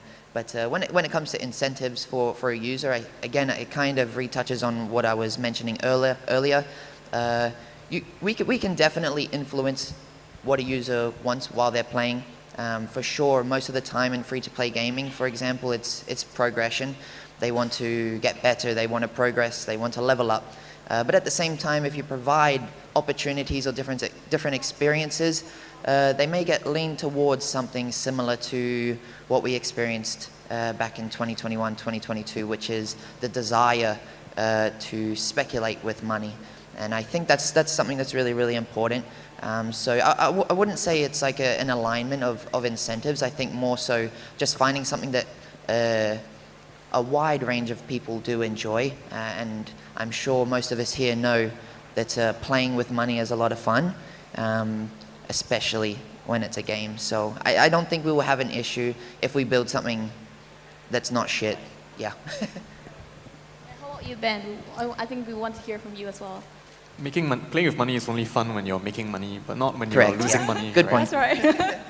I think I echo a lot of Corey's thoughts, right? That the intrinsic motivator for playing the game should not be like monetary incentives, but rather like innate desire to want to play the game. So for example, even people like, I have friends that are my age that still continue to play games like almost every evening, right? Because there's that sense of being able to play with your friends, the fact that the game is fun, right? So I think it's got to move away from like a source of like income replacement to the fact that you actually want to play because it's actually a fun game, right? So I think broadly from a narrative or like kind of focus, right, people have started trying to find more games that are fun, which is why I think like one of the major themes that people are talking about these days is like the onboarding of like mass IPs onto blockchains. For example, we saw like EVE Online, they did like a massive raise with a number of US funds, right? Because that's an IP that works, right? And it's IP that people want to play, already have very high DAU. So you could have things eventually like RuneScape on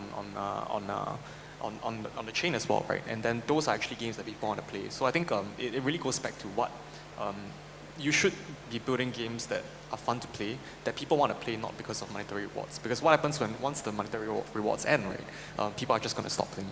So it's got to be more, more organic, I would say. Yeah. I agree. So yeah, I want to touch a little bit deeper on this because obviously, I mean now people are arguing about earning in Web3. Some agree, some would not agree. But obviously, earning was the aspect that bring a lot of people into crypto. So, what, in your opinion, what do you think we should keep earning in Web3 gaming, or we should like eventually remove it from there? So, yeah, Ben, I think you can continue. I think like because it's like Web3 and there's the element of like fungible tokens, right? There would always be an element of like. There would always be some element of speculation because these are like tokens with liquid traded prices, right? So you could end up like, back in the days of like World of Warcraft, people were farming gold and selling gold, especially if they had spare gold. Yeah, exactly. So in the same way, like today, if you had like if you farm a lot of like tokens from playing the game and you have nothing to do with it, it's perfectly fine because these are all like tokens of traded pools on Uniswap or SushiSwap, right? There would always be some element of speculation, but I think that shouldn't be the main focus of playing the game. How about you, Kelvin? What do you think? Yeah, I think, like they said earlier, games have to be fun in order to keep attention. If, like, let's say a user doesn't actually enjoy playing the game, you will always have to do more to motivate them to come and log in, if you will, right? But if you have an experience that people actually want to share with their friends or play competitively, climb a leaderboard, all the things that Corey knows how to, set up inside a game, right? Kinda. All of these things, they are what I like to call a time on-ramp. They are things that help get users to feel like, well, I've already spent 5 hours playing this game and I still haven't beat it, then I need to spend more time to keep on playing and keep on, trying to grind away, right? And I think that that's a type of user behavior that is not actually that easy to just say, oh, money will ever solve. In fact, in a way, sometimes just slapping money on it will get the wrong type of people that is actually the hardest type of people to get into a positive user feedback loop, right? So I think it's always a careful balance. I wouldn't go as extreme as Zoe, your question there, of saying that should it be removed, but rather I don't think that monetary incentives should be the primary incentive for someone to play. It always can be an extra benefit, right? When I play a game and maybe I get lucky enough to get a Coin98 or Kairos t-shirt, right? Then it's pretty nice, right? But I don't want to come to this event and think like I have a KPI today of earning 100 t-shirts from talking to every single booth, right? So it's the same kind of thing. So as long as you can make sure that users are here for the right type of reason because they find enjoyment in the experiences that they get out of spending time here, I think that will be the most valuable thing you can build. Yeah, I think I completely agree. I mean, game means to be fun, right? I mean, game without the core game element, I think it would not attract like people, like what happened with the GameFi before, right? The previous trend when everybody would just focus almost 100% on making money, then it's just collapse very quickly. So I think there would be, for me, I think the earning is still a good part, and I think we need to have balancer economic, I would say. So delving into deeper into the mass adoption potential of blockchain gaming and metaverse. So Corey, from your point of view, how can blockchain gaming and metaverse address the scalability and usability challenges that may hinder the adoption, and what solutions are currently being explored? I think Ben touched on this in the first question as well. Yeah, I'm unsure if we have a scalability problem so much. I think ease of scalability may be a small factor, but the reality is if the desire is high enough, someone will go through friction. We saw that already, right? It was not easy to get into Axie or Pegasus at the time. Very difficult. And now we've improved it, but the demand is just simply not there because it's not new anymore. So I think that we're making more small improvements over time, but the reality is we are just not in the times we were previously, and we need to grind harder. We need to put more money into user acquisition, and it's just more difficult. But I don't think there will be so much a scalability issue. It's more so the product and if we're actually building something people want. And I'm sure they will come if we do it right. Yeah. So, Kelvin, what do you think about the question? Could you repeat the question again? Yeah, sure. So how blockchain gaming and metaverse address the scalability and usability for that may hinder the mass adoption, and what are the current solutions that are being explored? Yeah, so I think as Corey mentioned, the scalability thing is something that I think you never have an issue of scalability until you have too many people wanting to always go somewhere. So maybe traffic in Ho Chi Minh or other places, right? But you have to build the city first so that everyone wants to come in order to even have that traffic problem, right? But most importantly, I think it's about how are we building things that compound to learn from the lessons that we've built. I think Corey, you touched on some of this as well with the lessons that you guys learned in the early days of trying to onboard users for Pegasus. You actually figured out a lot of the other pain points that other games will have to face when they try to bring these people in, right? Same for Ben, when you see a lot of your portfolio, right? They often run into the same issues of how to make sure that these users are retained in their products, whether GameFi or other sectors, right? I'm sure some of you guys have heard this, but sometimes I think some people don't like the word GameFi itself, maybe not don't like, but rather that people see a lot of the things that were built in the last couple of years of crypto as financial games, not game and financial economies around these games. And obviously, when you have a mismatch of what the expectations are of all the users in this segment, and maybe what is the actual infrastructure that we create, to me, I think one of my most exciting reasons that draw me to a lot of on-chain games is that I think that asset interoperability and assets that are able to be used in all these different games or IPs and so on and so forth, that takes one of the features that we have of on-chain technology to show assets that are freely transferable from other people. Of course, some people might use it for speculation, but for me, I think it's just really cool if I could, wear Air Jordans in some basketball game, but also wear it in a different game, right? And these types of collectibles or wearables, it's something where at Impossible, we've thought a lot about different archetypes of people inside regular games, and we see that different folks from regular game worlds will actually use crypto in different ways, or blockchain games in different ways. So, for example, I, as a kid, used to collect, Pokemon and all these other cards, right? So some people would archetype me as a collector. So I'm obviously also the type of user that likes NFTs or likes trying to get a rare mint or open up packs, right? There's also players that are like wanderers, and I think to your point about metaverse, some people just like to explore. They just want to see what it looks like in some place, right? So as long as you give them the context or the kind of arenas to go and explore themselves, they will always find something that they enjoy. There's also, XP hunters or people that will go through your daily achievements of whatever you want to do. And I think it's up to us to build as many of these types of flows for the right user to stay, like Corey said, right? We can't just say, oh, let's put some token here and people do anything we say. But rather, understand your user, understand the journeys that they want to actually go through, and then say, yes, I know that this type of user is going to use this type of kind of onboarding experience to get deeper in my game.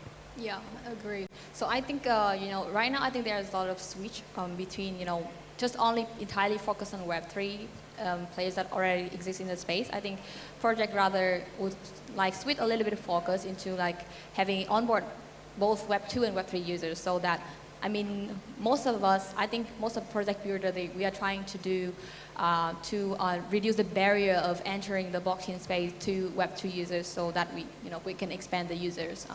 So I think you did touch on the metaverse things, and AI and VR is quite hot topic recently, since Facebook also entered the VR space and stuff. So what do you think about the future of games? Like, do you think that we will use more of those technology into games in the future to create like more fun rather than just playing on phone and then PC? Corey, what do you think? I have no idea, but we are not building in that direction, so hopefully we're not like 10 years behind and just missing the ball. But I think there will be a market there for sure. AI opens up so many opportunities. Tin from Cypher, if you guys ever speak to them, or Aether, they're building some incredible stuff with AI. We are not, that's for sure, so I definitely can't speak too much on the topic. For VR, we're not doing that either, so I think it's amazing, and me personally, I love doing it, but, and so, I mean, there must be a demand there for sure, but I'm just not sure it's ready for, mass adoption. Looking at the Apple goggles, they're cool, but you got a big-ass battery sitting on your back of your butt, so unfortunately, I don't think we're there yet, but maybe like 10 years, and yeah, I think we'll be there. Okay, 10 years is pretty long. Make it shorter.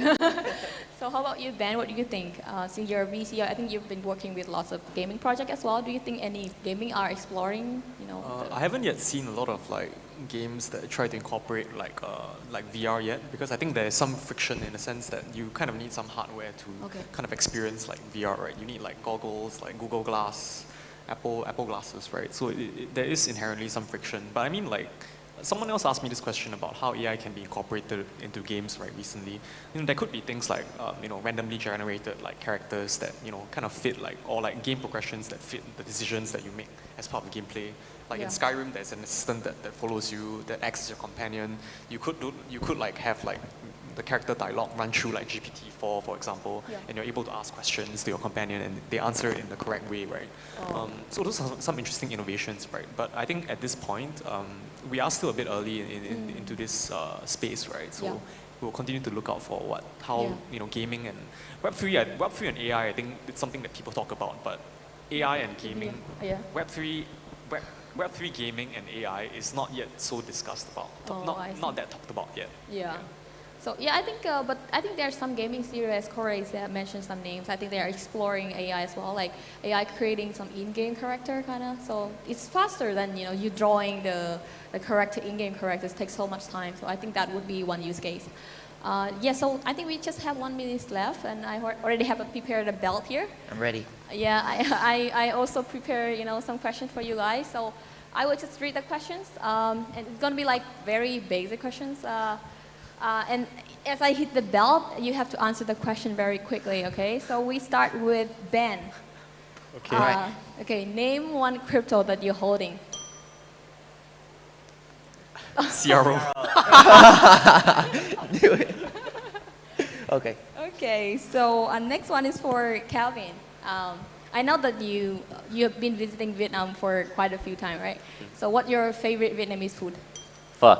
Oh, that's okay. That's Did easy. you just swear? But bún cha is quite good. Okay, Corey, I think this question would be a bit hard for you. Great. So you're from Australia, right? Sure. And you have been spending a lot of time here in Vietnam and Australia. So Australia or Vietnam, which one better? Wow. Vietnam. Vietnam. Yeah, Vietnam. Woo. Okay, so I think that's time is up for our panel. So thank you everyone for joining our panel this afternoon, and hope you enjoy our discussion. Thank you. Thank you, guys. Thank you. Thank you, everyone. Thank you so much for our moderator and our speakers. So now please take a group photo together.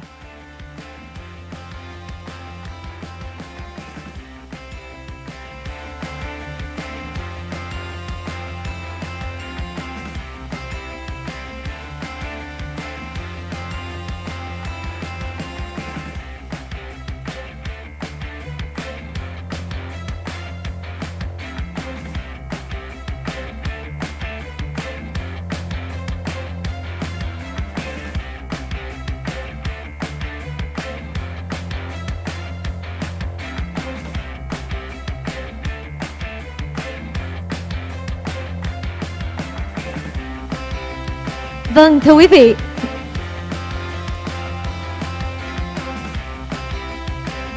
Vâng, thưa quý vị, trước khi chúng ta bắt đầu quay trở lại với những buổi thảo luận sắp tới, thì Thủy Tiên xin được mời quý anh chị chúng ta cùng nghỉ giải lao trong vòng vài phút trước khi chúng ta quay trở lại. Now let's take a 5 minutes break before we come back to our panel discussions.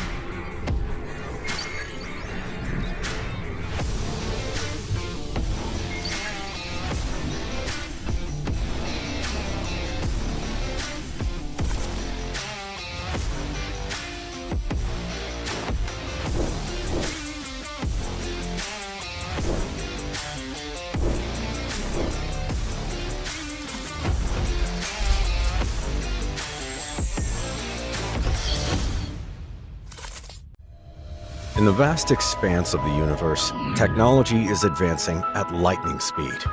Amidst this rapid progress, Aura Network shines as a beacon of innovation and vision. A team of engineers and visionaries set out to build a new NFT infrastructure that would change the way we think about ownership and value.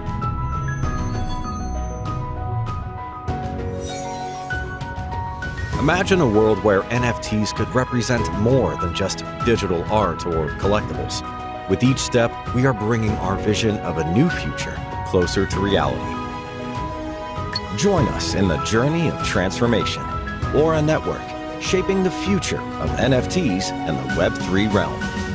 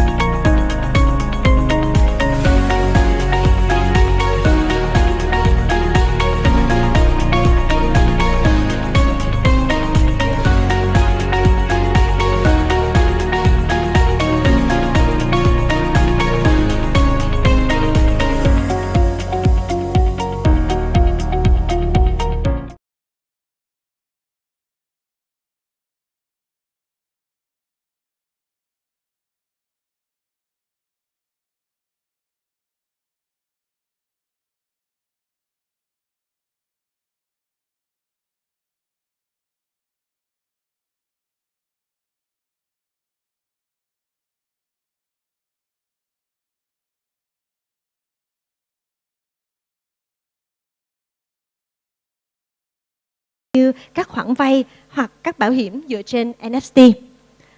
Ngay bây giờ đây, chúng ta hãy cùng nhau khám phá tiềm năng của NFT và cách chúng có thể được sử dụng để biến đổi nền kinh tế và tài chính của người sáng tạo như thế nào thông qua phiên thảo luận về NFT versus Finance Beyond the JPEG.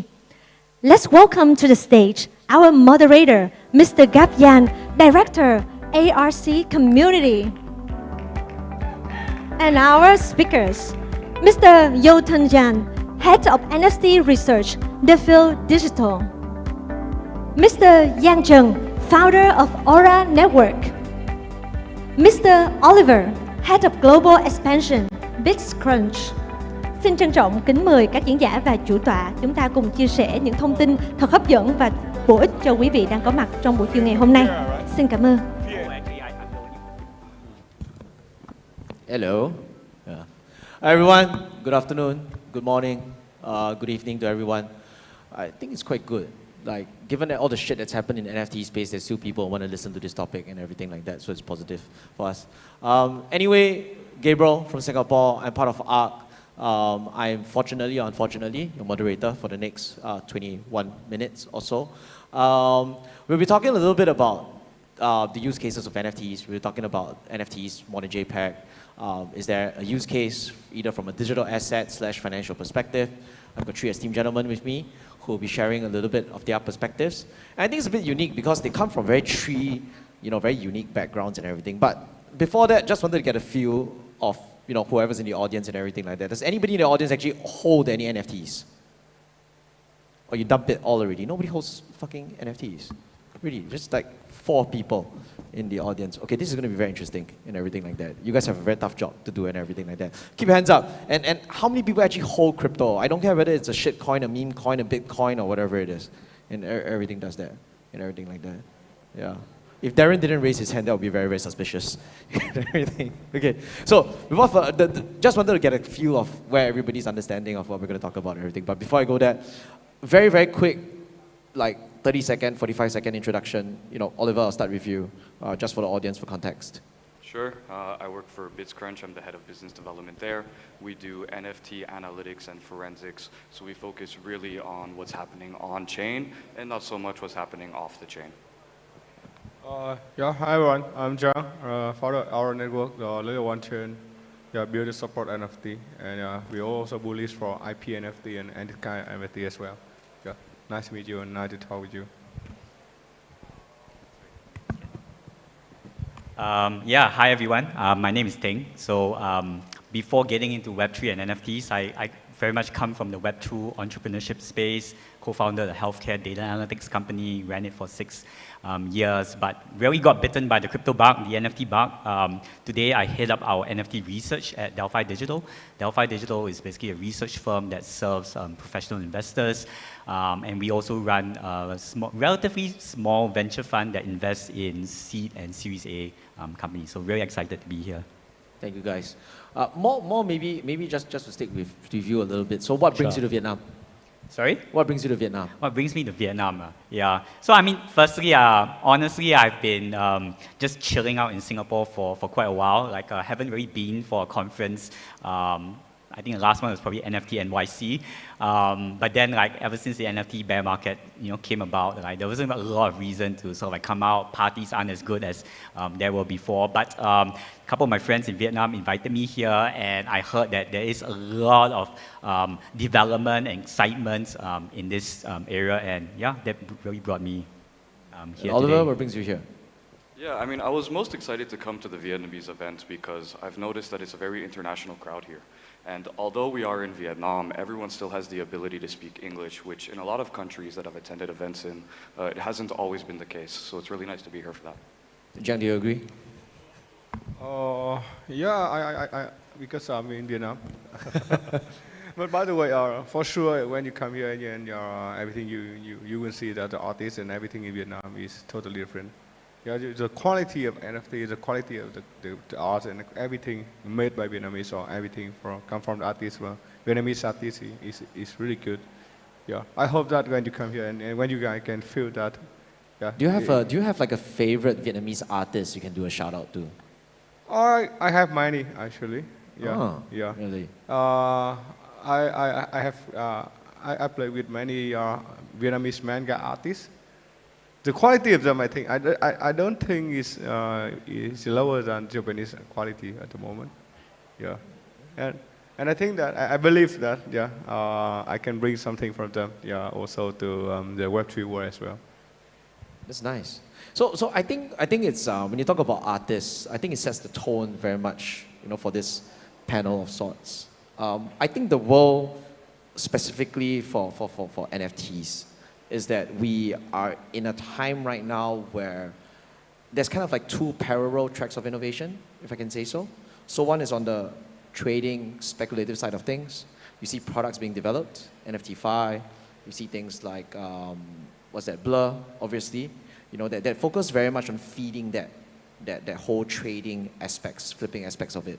But at the same time, you also see, innovation from a different sense, from what we like to call a use case sense, right? You've got things such as NFT ticketing, membership passes, etc., which focus less, I would say, on just pure speculation, narrative, Discord, Twitter FUD, whatever it is, right? There seems to be, and I think they do share similar roots in a way, like that everybody saw an opportunity.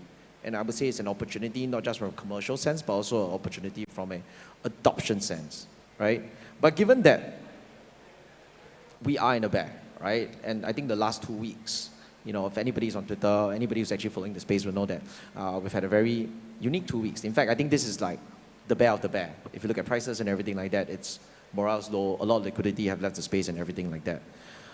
Just wanted to start off by like, what's the sentiment like individually? And Jiang, maybe I'll start with you, right? Like, what's your feel of the space now, just to set the scene of where, when we talk about NFT, either as an industry or as an ecosystem, where are we at? What's your personal take, over everything that's seen, or even what we've seen over the last couple of days here in Vietnam? Yeah, I want to talk about, okay, I don't want to talk about many big use case. I want to talk with some use case, but they bring the real profit or real revenue. Yeah, especially they are happening in Vietnam. For example, in the last 2 months, Ahamove is the biggest Uber line logistics company in Vietnam. Yeah, and they're launching a kind of electric car, an electric car NFT for the customer. And you know that it's just launching in after 1 week. Their profit is got more 20% after launching that, because the users who, I'm so surprised, because the users who buying the electric car, electricity buy as well, they really love in NFT. Yeah, it's the first time I have an experience on that. It's the first thing. The second thing is you can see that everything on the GM Vietnam, right? The ticket also selling on NFT as well. Yeah, so the ticket NFT also good. And I'm so happy when I see that some company, they reduce more the real material for the certification, because it's safe for the world, right? So it's safe for the environment. So yeah, some of the company like FPT is really big in Vietnam, for example. They transforming almost of the real certification right now to the NFT certification. Yeah, so it's something, it's really happened in the real world. Yeah. Maybe from a research or analytics, anything else to add, anything else to follow up with regards to whatever Jiang said? Yeah, so I think maybe I can also take elements like what you said, Gab and Jiang, around this, is that I think they are, if you look at the NFT market from a trader perspective, right, you look at flows and stuff, I mean, clearly it looks like it's dead. Like prices have just been bleeding out over the past year or so. It doesn't look like there are any new buyers. And last week we probably had the worst sort of liquidation event in NFTs ever. It's all Blur's fault, but I won't get into that. But if you take the other perspective, right, and you look at what's going on in the builder space, right, I think you cannot help but be excited about the future of NFTs. I talk to startups all the time who are doing interesting, creative things in the space. You never know whether these things will really take off. A lot of these are ideas, they are concepts, they are building stuff. But if you are immersed in that space, right, you can't help but be excited. Like in the next 1, 2, 3 years, there's just going to be so many interesting things that are going to be there. I think if you think about NFTs as a technology, we are still in such early days, right? We've only barely been 2 or 3 years into this NFT. And although, I mean, things in crypto just always feels a little bit longer. It feels like maybe 30 years right now. But if you look at the evolution of things like the internet, even social media and mobile, things take time. And today, because the utility for many of these NFTs have not been built out yet, a lot of it comes down to speculative value. We can only hazard a guess of what these NFTs are going to become, and that leads to a lot of price volatility. But I'm pretty sure, I'm confident in the next couple of years, as we build a lot more of these infrastructures, as some of these projects actually start to develop real monetizable consumer IP, then I think that's going to lead to a new golden renaissance for NFTs, and that's why I'm here, and that's why I'm so excited about. Are NFTs overpriced? Today, a lot of people ask me that question. Oliver can cut in as well. I don't really know say, but whichever. I'm just throwing this up, not to anybody. NFTs overpriced. Yeah, I'll just say something quickly, and you can go ahead. Is that a lot of people have asked me that question over the last week when prices fell 50, 60%, and I always ask them back based on what metric, right? If you say something is overvalued, overpriced, you need to have something that you judge them by, and not just by the dollar amount. So I think it's a very hard question to say. I feel like we're still in the very early days of figuring out what an NFT really is. What does it represent? Does it represent culture? Does it represent art? Does it represent community value? We don't really know. And so how do you say that it's overvalued or not? I don't have the answer. I don't want to say that all NFTs are overvalued, but I do want to say that NFTs are very prone to price manipulation. whether that be through wash trading or arbitrage, however you want to call it. That's why I think the future of NFTs is very much going to be more in a utility sense than just having these images that people want to collect for the sake of collecting them, right?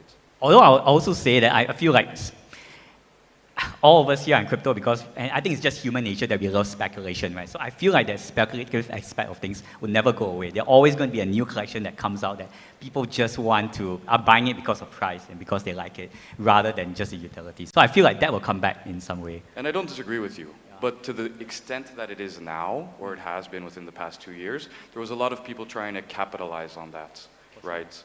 But the quality of product needs to be higher than it currently is. Agree, fully agree with that. What happened to the community building aspect? I'm just kidding. Sorry, just quick question. For the audio team here, can we get another mic on stage so Jiang can participate as well? Is it possible? If not, we'll just have to swap. It's fine. Yeah, so I think you touched on the thing. It's like, what exactly is it as a speculative aspect of it, as everything like that? How about us looking at it more from I would say, there was this whole narrative, right? That, oh, with NFTs, it's power to the people. With the NFTs, you're going to be part of something bigger, right? For the creators, you have an opportunity to make money. You don't have to force yourself to work with a Christie's. You don't have to force yourself to work for a gallery. You don't have to force yourself to be on the streets, trying to peddle your art and everything like that, right? At the same time, there's also people saying that, you know what, with NFTs, whether it's EIP standards or Ethereum or anything like that, there's so much potential to unlock with regards to utility and everything like that. And I think, Tang, you mentioned, you've seen some interesting things. You also mentioned as well that, maybe we'll see some interesting ideas come out in the next 2 months.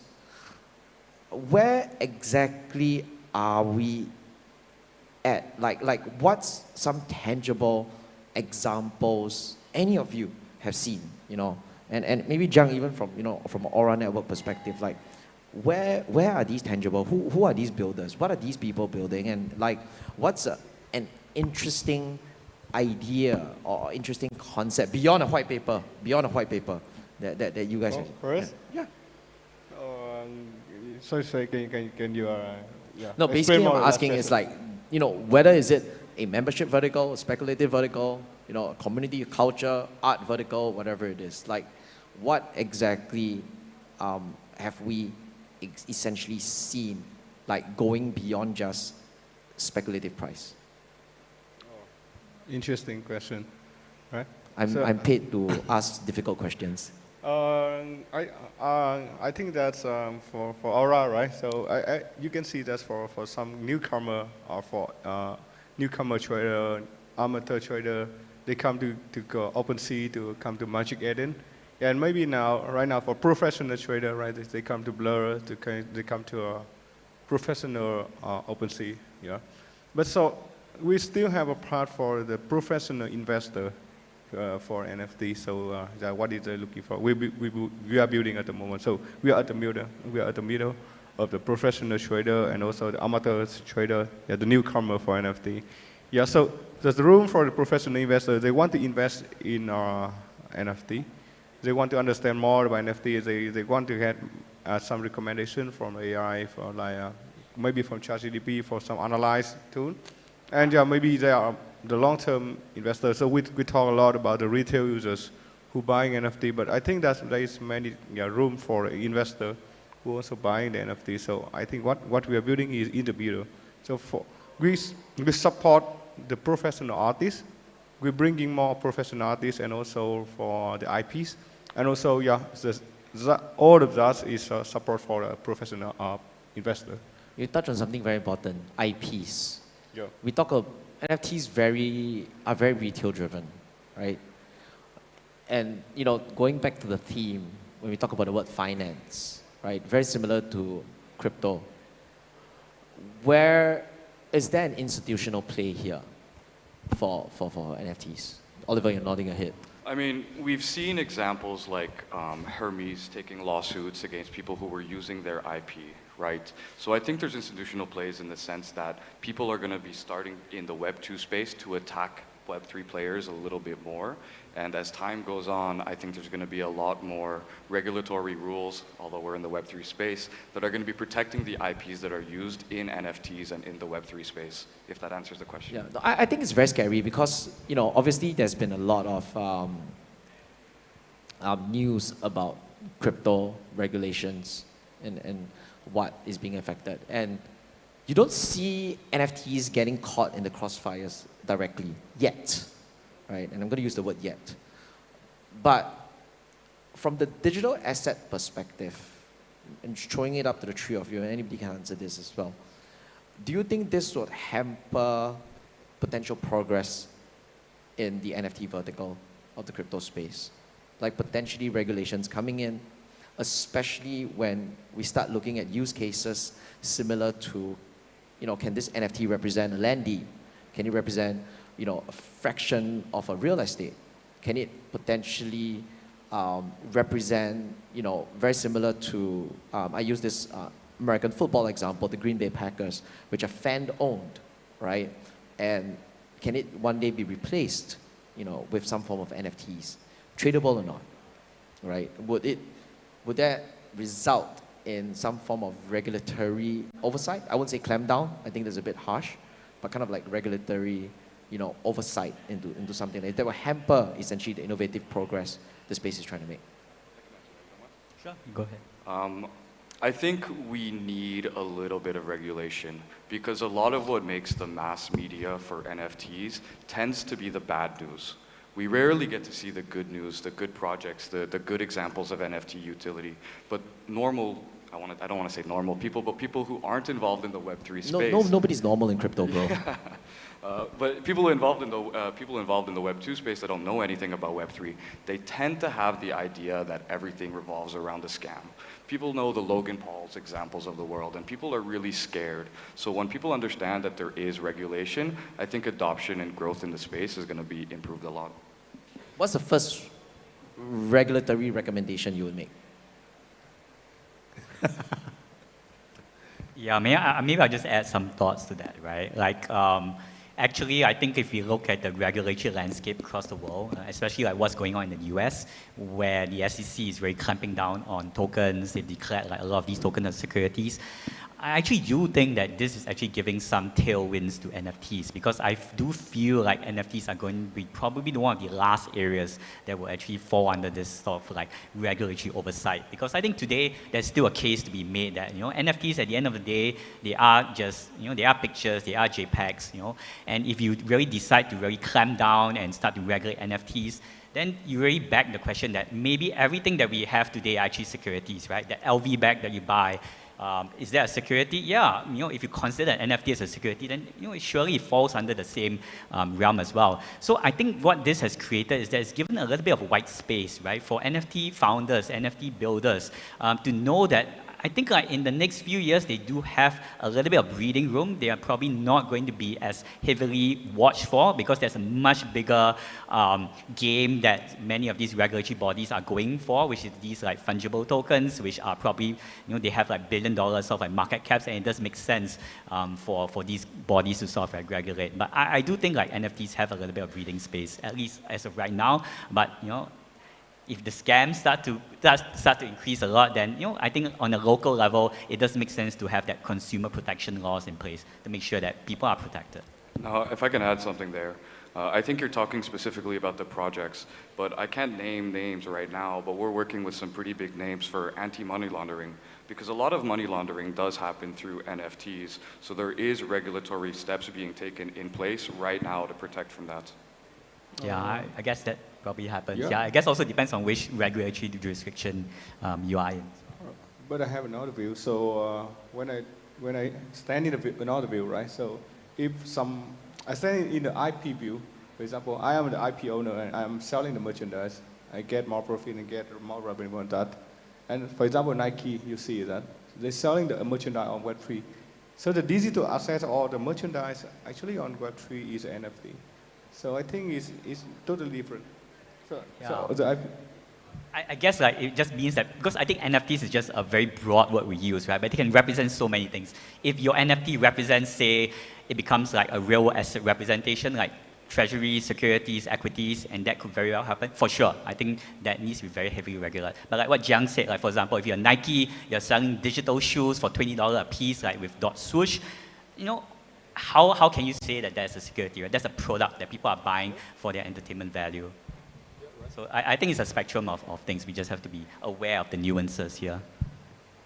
I'm looking at a timer that's going to blow up when the time runs out. That's what Jenny told me. Does anybody have any questions for the speakers before I move on to like a last couple of questions? Anybody, any speakers can raise your hand. I will pass the mic to you. Any questions? Calling once? Calling twice? I don't see any. I mean, the lights are in my eyes. You see any questions? You see anybody asking? Nobody. It's like Oliver's going like, oh, fuck, man. Thank God, and everything like that. It's, and another thing as well, I think the last thing to add, especially on the finance thing, and I'm going to ask a very philosophical question, right? Like it or not, I think even though, and we see that in art, right, where NFT people can get along with DeFi people can get along with trading people and everything like that.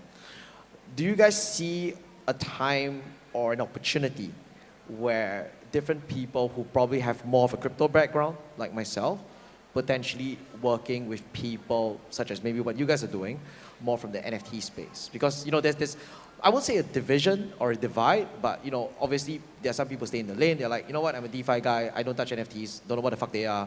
Don't really care, right?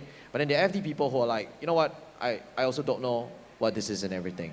So my very, very quick 2 cents about it is that that's why I also feel that you see a lot of NFT projects. Memeland is a very good example. We're going to have launched meme token.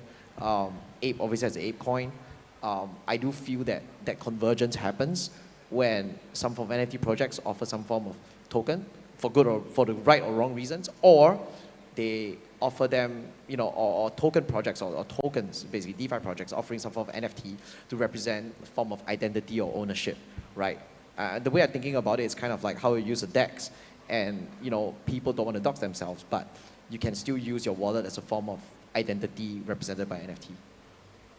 I think at this moment, a lot of people choose to be interested, whether they're in the DeFi space, whatever. But I think eventually there will be a use case that's strong enough that you're going to have no choice. You're going to say, oh, I need NFTs for this because I want to be involved in it.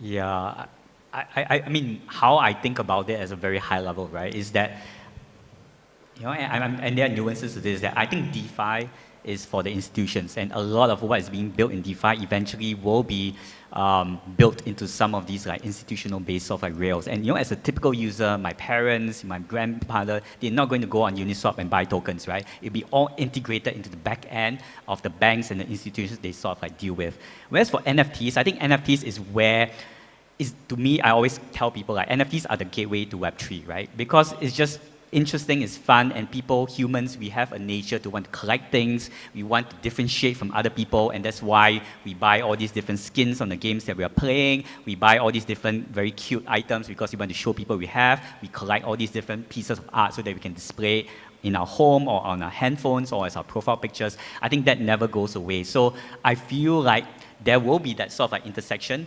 but I think like both are heading down like quite different paths. For me, I think that NFT is just, it's a culture builder. So when you build a good culture, so everyone can talk with each other. For example, the Japanese people, I talk with many Japanese people, so they buy NFT, but they only hold, they don't trade it. Yep, right? That's true. So it's different things. For me and all Vietnamese as well, half of us, love the collectible, for example. Okay, all right. Our time is up, but very, very quickly, I'm going to ask bullish or bullish, bearish. That's all I want to hear from you. Just very, very quick things, right? Just down the line, get your quick thoughts. Fractionalized NFTs, bullish, bearish. Bullish. Bullish, why not? Short-term bearish, but long-term, like maybe 5-10 years, maybe it might come very back. Singaporean, cannot answer the answer straight. One. Sorry, very it's just in my blood. It's in my blood. Everybody knows you're Singaporean like me already. No straight answer and that kind of thing. Fractional NFTs. New EIP standard 6551. Bullish, bearish. EIP 6551. The new EIP standards. Bullish. Same. Yeah, same. I mean, always new things. You can't be bearish on those stuff. Okay. NFT projects launching tokens, bullish, bearish? Bearish. Ooh. No idea. Sorry, I'm going to give a nuanced answer as well, right? It really depends on what project and what time that you actually launch it, right? I feel like these are like, yeah, but right now if you launch a token today, bearish, yeah. Okay. Azuki? Oh, bullish for sure. Bullish. Sorry. Yeah, bullish. Okay, thank you everybody, and thank you everyone. Thank you, God. Thank you, everyone. Thank you so much for your sharing. And now let's take a group photo together. Please move forward.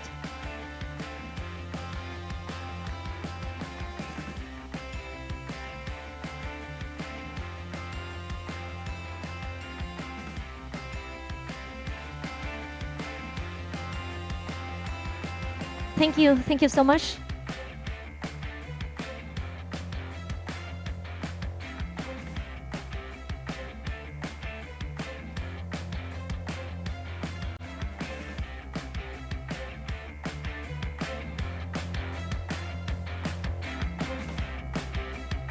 Thưa quý vị, ngay sau đây xin mời quý vị cùng đến với chủ đề tiếp theo, State of Crypto about Vietnam and APAC.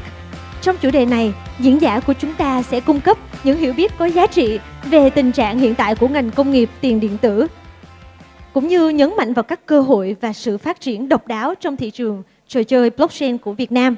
Hãy cùng khám phá cách Ancient8 đang định hình tương lai trò chơi chuỗi khối ở Việt Nam và trên toàn khu vực châu Á-Thái Bình Dương, đồng thời hiểu sâu hơn về sự giao thoa năng động giữa Việt Nam, trò chơi và công nghệ chuỗi khối. Please welcome to the stage Mr. Howard Su, co-founder at Ancient8. Please welcome to the stage. Xin mời ông Howard.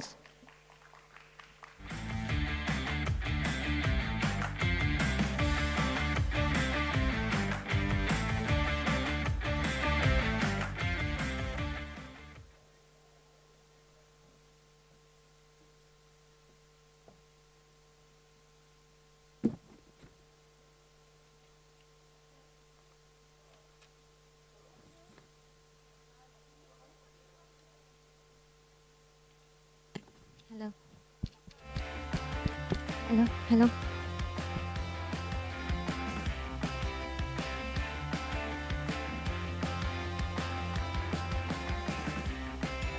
Hello. Okay, much better. Hi everyone. I'm Howard, co-founder at Ancient8. And today I want to talk a little bit about Ancient8 and a lot about Vietnam and Southeast Asia. And as many of you might know, I'm mainly in the US, mainly based in New York, but we have an amazing team here in Vietnam. And my co-founder Zane is here as well. And today I want to share a little bit about what Ancient8 is building. Since we started as the largest gaming guild in Vietnam late 2021, we've actually evolved a lot and start to build game publishing platform as a software for a very long time, and we've launched multiple products over these times. Here's a little bit of sort of the roadmap or timeline. We launched Ancient8 research portal for content, professional content on crypto gaming. We launched Ancient8 ID, the centerpiece for all the decentralized identities of gamers that are on our platform and in different games. Ancient8 Dojo Launchpad and Ancient8 Space 3, which is a gaming loyalty platform for publishing Web3 games and help gamers to discover more interesting games in the Web3 world. We position ourselves as a software company to help games with customer acquisition because we think in the future, right? Today, people might be thinking a lot about TVL and where the capital is around. But if we look at the development of internet, companies go from building infrastructure to building communities and building number of users because users is what lead to better products, more spending, and bigger games, better games, more revenue for the games. And that's what we intend to to build is to help these games acquire as many users as possible. And we think that's going to be the break point for the next bull market, is how many users they actually get on these games and play these games. And we're here to help them acquire users. But first, why Vietnam? The first thing I want to point out is, in terms of crypto adoption, Vietnam is the leader in the world. We're #1 in terms of crypto adoption according to Chainalysis, #2 in DeFi, and #3 in terms of number of MAUs on MetaMask. Besides the crypto adoption, Vietnam is also a growing country, and I think the core theme we're seeing in Web3 and here today is growth. Vietnam has turned themselves from a country in poverty because of the war in the 1970s to one of the fastest growing countries in the world. The GDP grew almost 4 times over the last 20 years. And human capital index, which Zhang mentioned this morning, which indicates how educated the entire population is in the country and how productive they are, is a whopping 0.69, which is the #2, only behind Singapore in the entire Southeast Asia region. This is a tremendous success story for the country, I would say. And it leads to us to believe that there will be more growth, because it's all in the people. It's all in how much education they get, how much excitement they have for the future. And if we look at the actual growth numbers, right, it shows in numbers. The year-over-year GDP growth of Vietnam tops most of the countries here, if you can see the bright green line. In the sample group of selected countries, we have all the developed ones like Japan, America, Korea, UK. We have China, which is known to be growing very fast, and we have all the other top Southeast Asian countries. And you can see Vietnam consistently leads the entire pack as percentage growth rate. And there's still a lot of room for Vietnam to grow, because our GDP is at 1.232 trillion now, and GDP per capita is still $4,000. There's still a lot of room to catch up to, let's say, US, which is at $76,000. So as a person who spends most time internationally, maybe not so much in Vietnam, if we look at Vietnam from the lens of foreigners, there is going to be a lot of growth in this space, and we are bullish. We're super excited to build Vietnam as a community forward. Ancient8, what's Ancient8 doing in all this, right? We've built the largest community with the core in Vietnam. We have about 200,000 users today on our core products, Space3 and Ancient8 ID. And we have a big Twitter following and Discord community who are, I would say majority of them are from Vietnam. They're super excited about blockchain. They're super excited about what we're building, what all the other game studios are building for Web3. And that's why they come and join our platform. We partner with more than 60 games. A lot of them are here. And we write professional content to educate the people here in Vietnam. Our research portal is in English and in Vietnamese, to help them understand what might come in the next future for crypto, for blockchain. And these people that understands blockchain now and understands gaming, or are gamers, will become the best users for these games down the road, and will help them to discover the best games that are on the market in Web3. And we've fortunate to have the backing and fortunate to have these partners to align with our vision of bringing Vietnam forward, onboarding more users onto Web3, and we raised a total of 10 million capital funding till date. So I really want to, reiterate again, Ancient8, we started from the community, but today we are building software platforms to serve as the infrastructure for GameFi, with Space3, this gaming loyalty platform, in the center to help various Web3 games to acquire gamers, help gamers discover the best game, and help the best game attract the best gamers from Vietnam and from the rest of Southeast Asia. And next, we have a big plan for the next year or two. With Space 3 as the core application on the entire Ancient 8 ecosystem, we plan to launch an app chain layer 2 for Ancient 8, where a lot of these games can run their game on, and Space 3 will definitely run our customer acquisition engine for these games on the layer 2. This is the first time that we are announcing this as a teaser to the entire community. And we are collecting a lot of feedbacks from our investors and partners today on how we best can improve our product and build that layer 2 together with all the game partners and all the investors together. And I want to say that we'll continue to focus on Space 3 and on the application part of this app chain and make sure we have real users, large number of real users that will come into this layer 2 network and really energize the entire Web3 gaming space. And we'll continue to build with everyone who are here in Vietnam. Thanks for coming in this Web3 world, and also build the future of blockchain gaming.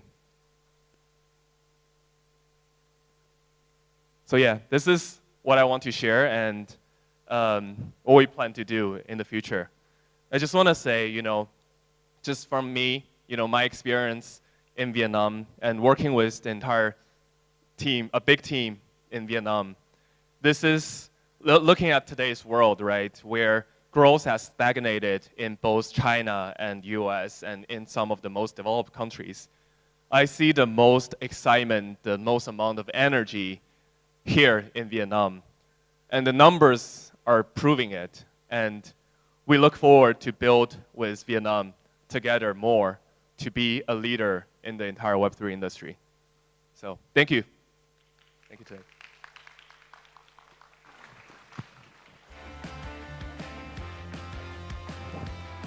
Thank you so much for your sharing.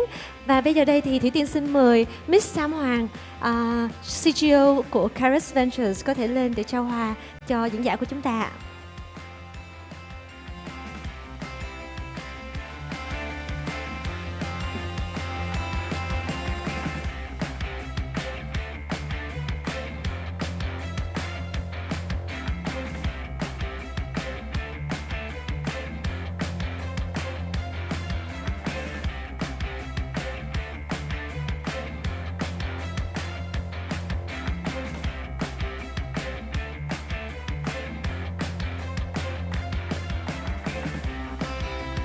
Xin chân thành cảm ơn. Thank you so much.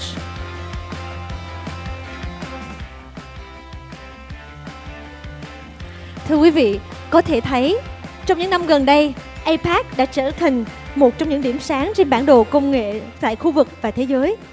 Và trong ngày hôm nay, chúng ta sẽ cùng được lắng nghe các diễn giả cùng chia sẻ về những câu chuyện vươn ra toàn cầu và vượt ra những rào cản để đưa các sản phẩm đến với hàng triệu người dùng trên thế giới. Ngày hôm nay đến với phiên thảo với chủ đề APAC, The Emerging Blockchain Hub. Chúng ta sẽ cùng lắng nghe những chia sẻ về thị trường APAC. Thủy Tiên xin được mời lên sân khấu. Please welcome to the stage our moderator, Mr. Justin Collin, Head of Community Ancient 8. Cùng các diễn giả của chúng ta, and our speakers, Mr. Alex Lewis, Senior Solutions Engineer from Circle. Miss Tasha, co-founder and CEO at Stella. Miss Tracy, co-founder and CMO at Following. Please welcome to the stage.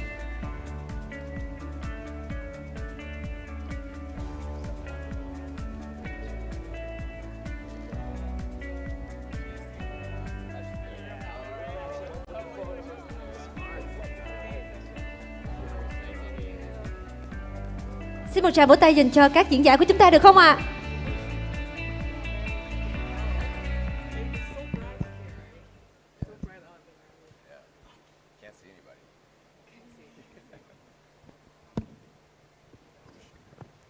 Okay, lovely to see everybody. Thank you so much for joining this chat today. I'm extremely excited to talk to these very smart and lovely individuals about this topic. The APAC region, as we all know, is a very, very exciting region for Web3 and for blockchain.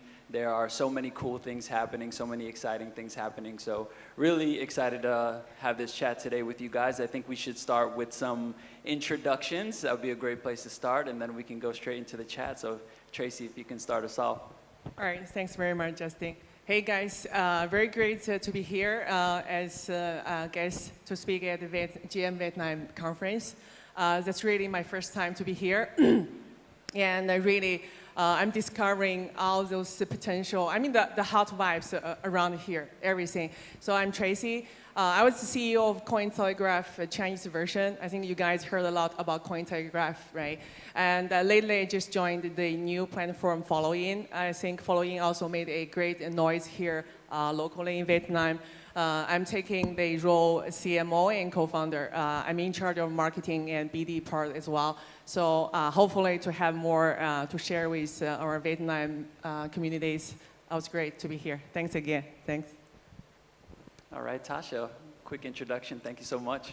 Yeah, glad to be here and first time in Vietnam, so very enjoying the local foods as well while staying safe. So my name is Tasha, co-founder and CEO of Stella, and previously we also built Alpha Finance since 2020. So some of you may have known Alpha Finance through the product that we built called Alpha Homora, and the token is Alpha. So now we're focusing on the next project, which is called Stella, using the same token still. And Stella pretty much is a decentralized finance application. You can think of it as what we were doing in Alpha Finance days, but a 2.0 version in a way that's more sustainable, in a way that's also helping users to maximize yields. That is also, I think, rely less on just token emissions or yield farming alone. And we hope to be the leveraged DeFi layer that pretty much onboards a lot of the usages to the fundamental building blocks of DeFi. All right, thank you so much, Tasha. Alex. All right, I guess it's my turn. Hi, everybody. My name is Alex. I am from Taipei, Taiwan, and I work for Circle. And what Circle does is we're the sole issuer of USDC and also EuroC.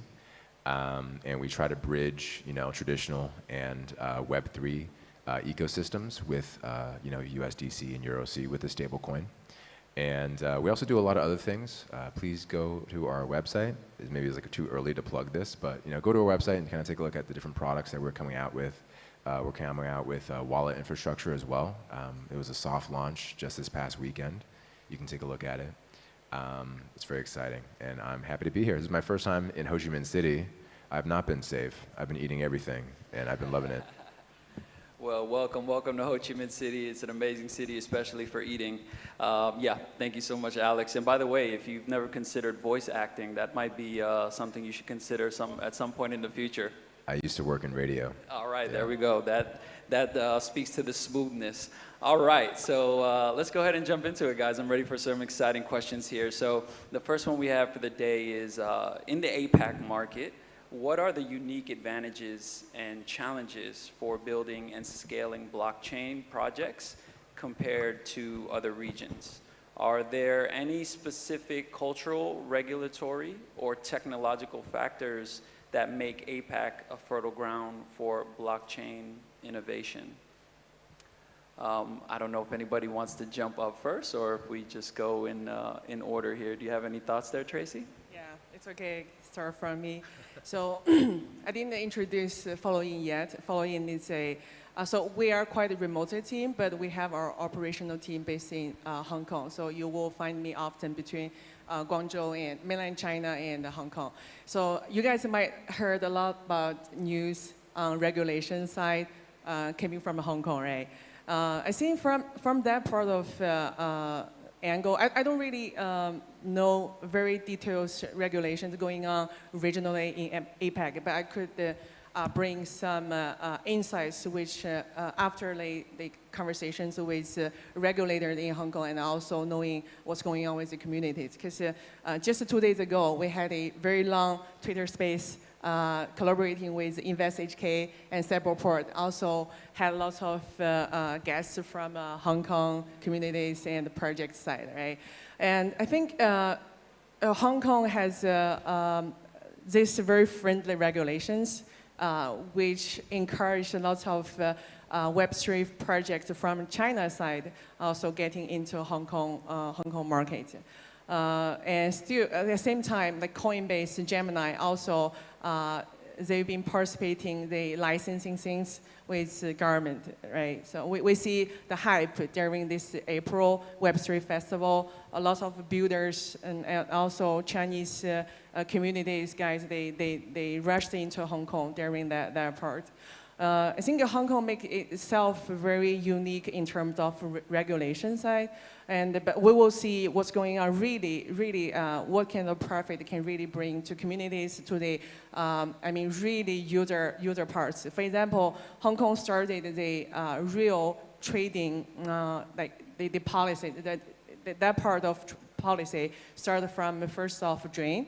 And which means all your trading assets is secured by the government level, right? And you guys might know there are only 2 exchanges having their license. One is OSL, another one is HashKey Pro, right? But that part didn't really bring lots of attractions from market side. And from 1st of June till now on, actually the market was quiet.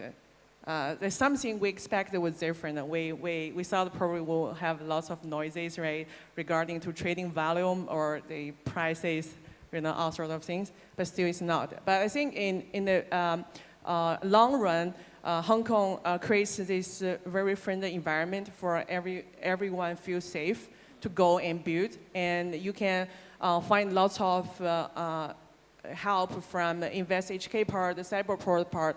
They deliver those kind of services or consultancy even for free. So guys, anyone really willing to join in the vibe with Hong Kong, you just can go direct talk with them, and they're quite open to help with all those builders from different, in Web3. I think Web3 gonna make Hong Kong very different, very, very unique. But in 3 angles, I believe, like, let's say alternative assets, let's say Bitcoin, Ethereum, right? So how they gonna to do those things, right? The second angle is stablecoin. We talk about USDT, USDC, right? Those all things, but still, if they were going to issue like Hong Kong dollar backed, stable coin, right? And third part is the very trendy topic. We're talking about real world asset, RWA part. If Hong Kong gonna make that part very different. So I think also these 3 parts, I think potentially with huge opportunities for you guys to explore. Yeah, that's pretty much for me. Very cool, and super important. I think we can all agree how big a player Hong Kong is in the financial markets, and when they're bullish on the space, that adds tremendous value and tremendous traction to the APAC region. So thank you so much for sharing the insights. You're on the ground there in Hong Kong, so that's exciting to hear. Tasha, any thoughts there?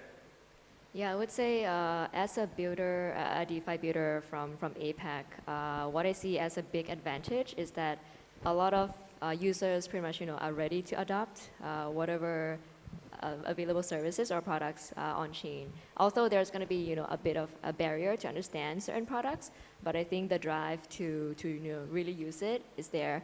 And I think the reason for that is because traditionally, financial system here may not be giving users or giving people access to the global market as well. So, that gap is actually worth jumping over, and that's why I think a lot of users are coming from APAC, especially for DeFi. And now with US regulations hunting down a lot of crypto and especially in DeFi as well, so more and more projects or even companies are moving over to APAC. So I think a lot of the knowledge will be kind of aggregated here. The challenge, though, I would say for sure is the language barrier still, because everything that is, even though it's global and everything in crypto is localized to a certain aspect, but a lot of the times like new projects or new products will just be in English first. So I think it's quite a unfortunate thing to have that barrier just because it's in APAC, right? So I think that part can actually be mitigated with, a lot of local communities, especially here in Vietnam. There are a lot of trading and, educational local communities. So I think going forward in the next whole wave, those communities will be a lot, key component as a player in APAC. Yeah, definitely agree there. Localization is super important for continuing to make the process of developing the region even smoother. Would love to hear from you, Alex, some of the benefits, and then maybe even one thing that you find a little bit tougher about the region of APAC. Yeah, sure, thanks. So I think, Tracy and Tasha have touched on a few, big things, right? Regulation, I think, is a benefit here in APAC, and also just user adoption of DeFi. So I'll focus on a few other things. User behavior, right? I think that's different from user adoption. So we see the demographics here in APAC skew a little bit younger, a little bit more internet friendly, right? A lot more people are comfortable with using e-wallets or things of that nature, even as their banking account, right? So that's actually a really positive trend when looking at Web3 adoption as well, right? Because the transition from an e-wallet to a digital wallet is much less than going from a bank to a digital wallet or a Web3 wallet, as an example. So I think that's a really key indicator of how we see APAC here. Two other things I'd say. I think the readiness of the partners in the ecosystem here in APAC. So as Circle, I think we are able to get to speak with a lot of different companies here in APAC, and they're all forward-looking, innovative. They're they've really advanced. I think the next iteration of Web 2 has happened here in APAC, right? So they're ready to kind of continue that building and continue that innovation into Web 3 with digital assets, digital currencies, Web 3 wallets, et cetera, right? So there's a readiness and a willingness there in APAC. That's also very beneficial. And the third thing would be, I would say, the way that the demand for stablecoins here, right? I'm going to talk about stablecoins a little bit. Sorry, everybody. But the way the demand for stablecoins here is very high is also an indicator for us to be very kind of bullish on the APAC region. Really easy example would just be being able to send money to and from, right? So right now there is no Philippine pesos backed stablecoin as an example, but we still need to provide people a way, Filipino workers working overseas, an easy, simple way to just send money home, right? And that's done right now with USDC. So we kind of see that as, and that's just one example. We see that as a really clear indicator of how APAC not just is ready for this innovation in blockchain and Web3, but also that there's a big need and demand for it as well in just everyday life. In terms of a challenge, I think I'll agree with Tasha. It's about education, right? Even just 0 to 1, what, dude, is a blockchain? I don't know, right? That could be a reaction that you get. My family doesn't know, right? That's just what happens. So we kind of need to start educating people, especially as these regulations come out and we start to come out with a stablecoin bill, stablecoin regulation in Hong Kong, with Hong Kong leading the push. These sorts of things, right? I think as the government and regulation are making progress, right? I think everybody in this industry has to kind of make progress on the education front as well, so people feel comfortable with adopting what's to come. 100%, and as you shared, they're so valuable and so needed, especially in a lot of regions in Southeast Asia that are quote unquote unbanked. High population is unbanked. It's super valuable to have that infrastructure. I remember even early on in the big GameFi boom, there was a moment there where players were actually swapping an in-game token as a regular currency at restaurants and places you could do business, and obviously that wasn't sustainable, but with a stable coin, that infrastructure definitely is and very much needed. So thank you for sharing that. I think this question here is a little bit more for the builders in the room that would love to know, So building a successful project in an emerging market with active blockchain users requires a deep understanding of users' needs and preferences. How did you tailor your product or service to meet the specific demands of the APAC users? Were there any notable user insights or feedback that significantly influenced your project's development? We can start with you again, Tracy, if that's okay. All right, cool. So thanks very much, Justin. So following actually is, yes, you can consider us as a project. From this perspective, I do have lots of insights to share with you guys. We are an AI-powered Web3 news aggregator. In this industry, there hasn't not players yet. And we are trying, right now we launched 4 versions. Chinese simplified, Chinese tradition in English, and Vietnamese. We do have a local team here. We have more than 10 colleagues working in the Vietnam team. To have a very successful project, and you need to really align with the local regulators, first of all. But in terms of news aggregator, we don't really have lots of regulation needs to apply, right? So it's like we should understand. For example, I used to work with the Chinese market, right? That's back to the old time. Cointelegraph was a Chinese, only Chinese media. So we need to understand what the regulator told us to not to do. For example, we won't able to post the news about the shilling. First of all, shilling tokens. Second of all, talking about the exchanges, or also, you know, we only focus on the technology development and fundraising part as well. I think those 2 main aspects we could really post back to that time. But right now, as we have our operational team in Hong Kong, so that part cannot really influence that much. But for us to getting localization, for example, in Hong Kong, so we do have colleagues working on that part. First of all, you need really understand clearly the community cultures, right? For example, because Web3, for my understanding, it's all about communities. If you don't have people really understand your products and accept your product and make, I mean, just start to use your product, you don't really prove, this product cannot be proved as a good one, right? So first of all, I set some KPIs for our team in Hong Kong. First of all, to work closely with local communities. And from middle level, we need to work with our counterparty, like media in that level, right? So not only in Web3, but Web 2 as well, trying to make our brands do lots of cross-branding things with the media partners, right? And also on top of the level, we're trying to get contact with the government part, right? To understand what they like, how they appreciate our product, what are the suggestions they could give to us, right? Same thing happening in here with our Vietnamese team to work with community, so and also understand the regulator side, right? Pretty much like that. I think from culture side, really, you need to get deep down to the hands-on thing. Yeah, absolutely. How about for you, Tasha? Anything that you guys felt that you needed to work around or integrate specifically for this region?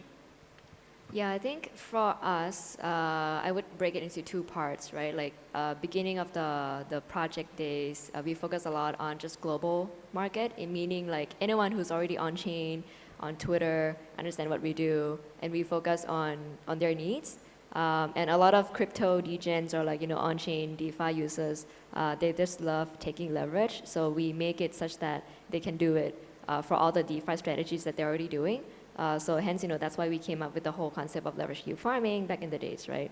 But I think that's like phase 1, in which we pretty much, you know, ignore a lot of local communities because we need to onboard those who are already on-chain to use our product first, right? So now we kind of got through that phase. And now we're going through, while continuing to do that phase 1, we're also working more with different local communities. For example, in Vietnam, we're gonna, you know, be more active here as well, or, you know, in different countries in APAC where we think the users for the next wave is gonna be. And pretty much what we're planning to do is mainly just giving that awareness, because I think people, especially in APAC, they can jump through that barrier very quickly once they're more comfortable with something, right? So I think that's the approach that we're taking. So we want to make sure that they're comfortable, the users here are comfortable with, you know, our products, our name, And then it may not be a short-term gain, it's going to be like a long-term move. But then once they are comfortable with our team, with our product, then I think that's going to be more of like the go-to place. So yeah, we're doing like two approach for global and the local market. Yeah, very smart. Love the double approach. How about for you guys at Circle, Alex? Okay, I'll try to keep this brief, but I have a lot to say, so we'll see how this goes. No worries. So I think, maybe on like 3 levels, right? Maybe global and like government level. There's the developer level, and then also the user level. So if we start at the top with like global and government level, right? It's always regulation first, as Tracy mentioned actually, right? So that's step number 1. We will always want to be compliant and on the right side of the law. So we operate, like that as a company and as a product.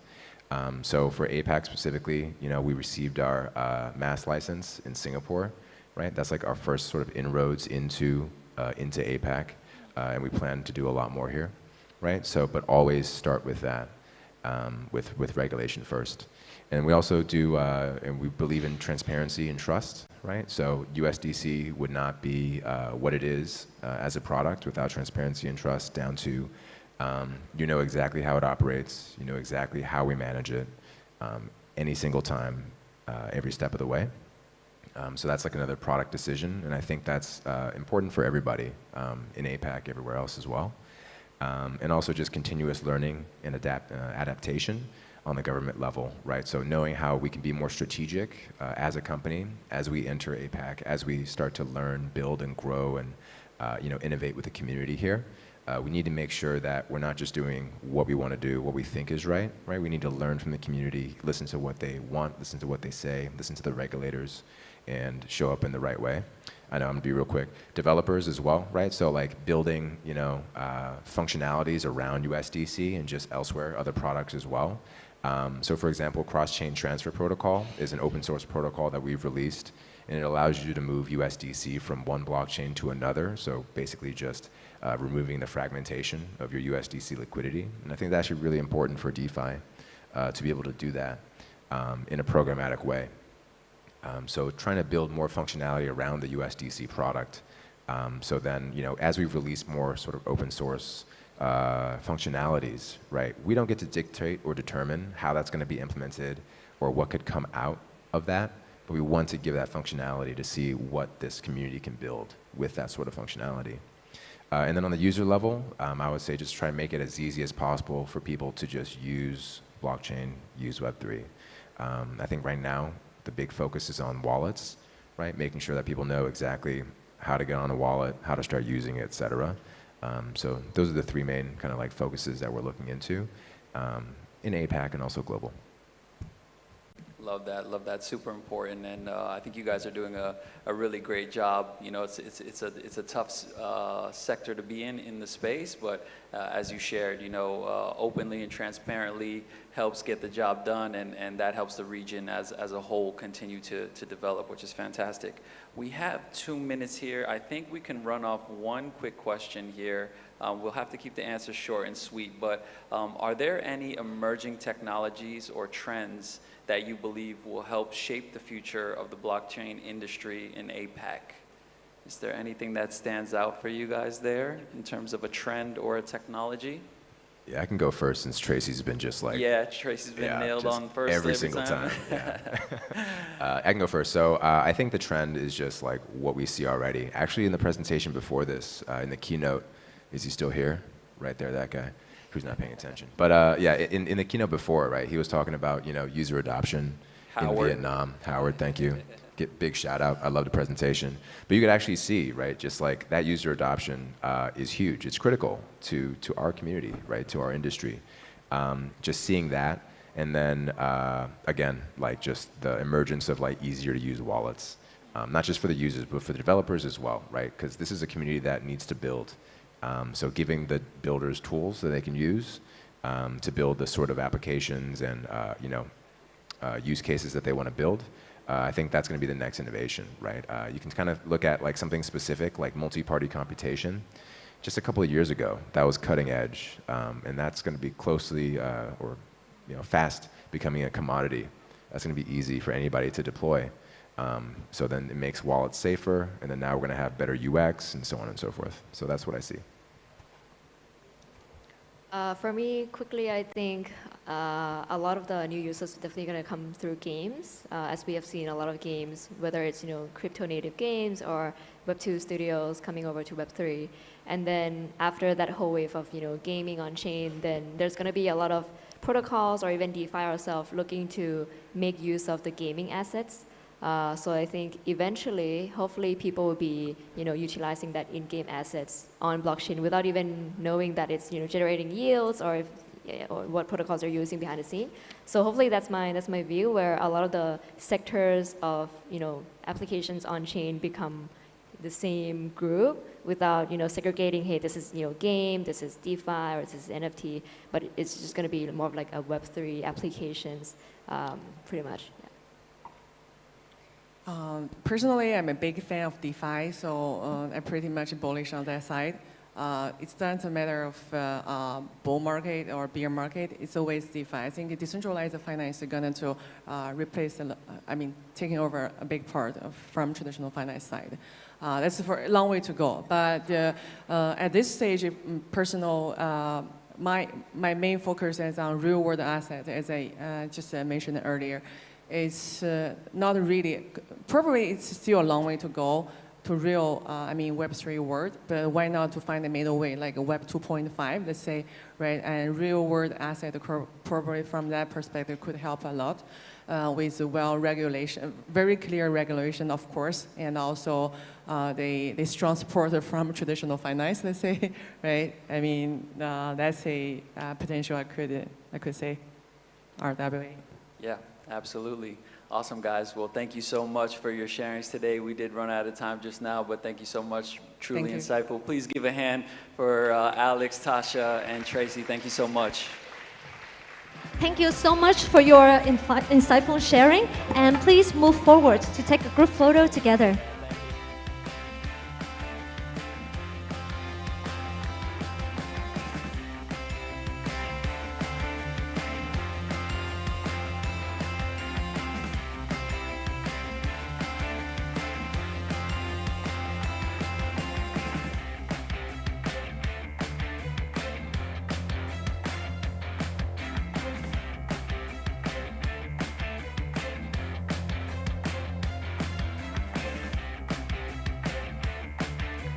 Vâng, ngay sau đây, xin mời quý vị cùng đến với một chủ đề vô cùng thú vị. Unlocking the Future, MPC-powered blockchain wallets for enhanced privacy and security. Trong phần này, chúng ta sẽ đi sâu vào lĩnh vực thú vị của ví blockchain và tiềm năng mang tính cách mạng của giao thức tính toán bảo mật nhiều thành viên, Multi-Party Computation, MPC.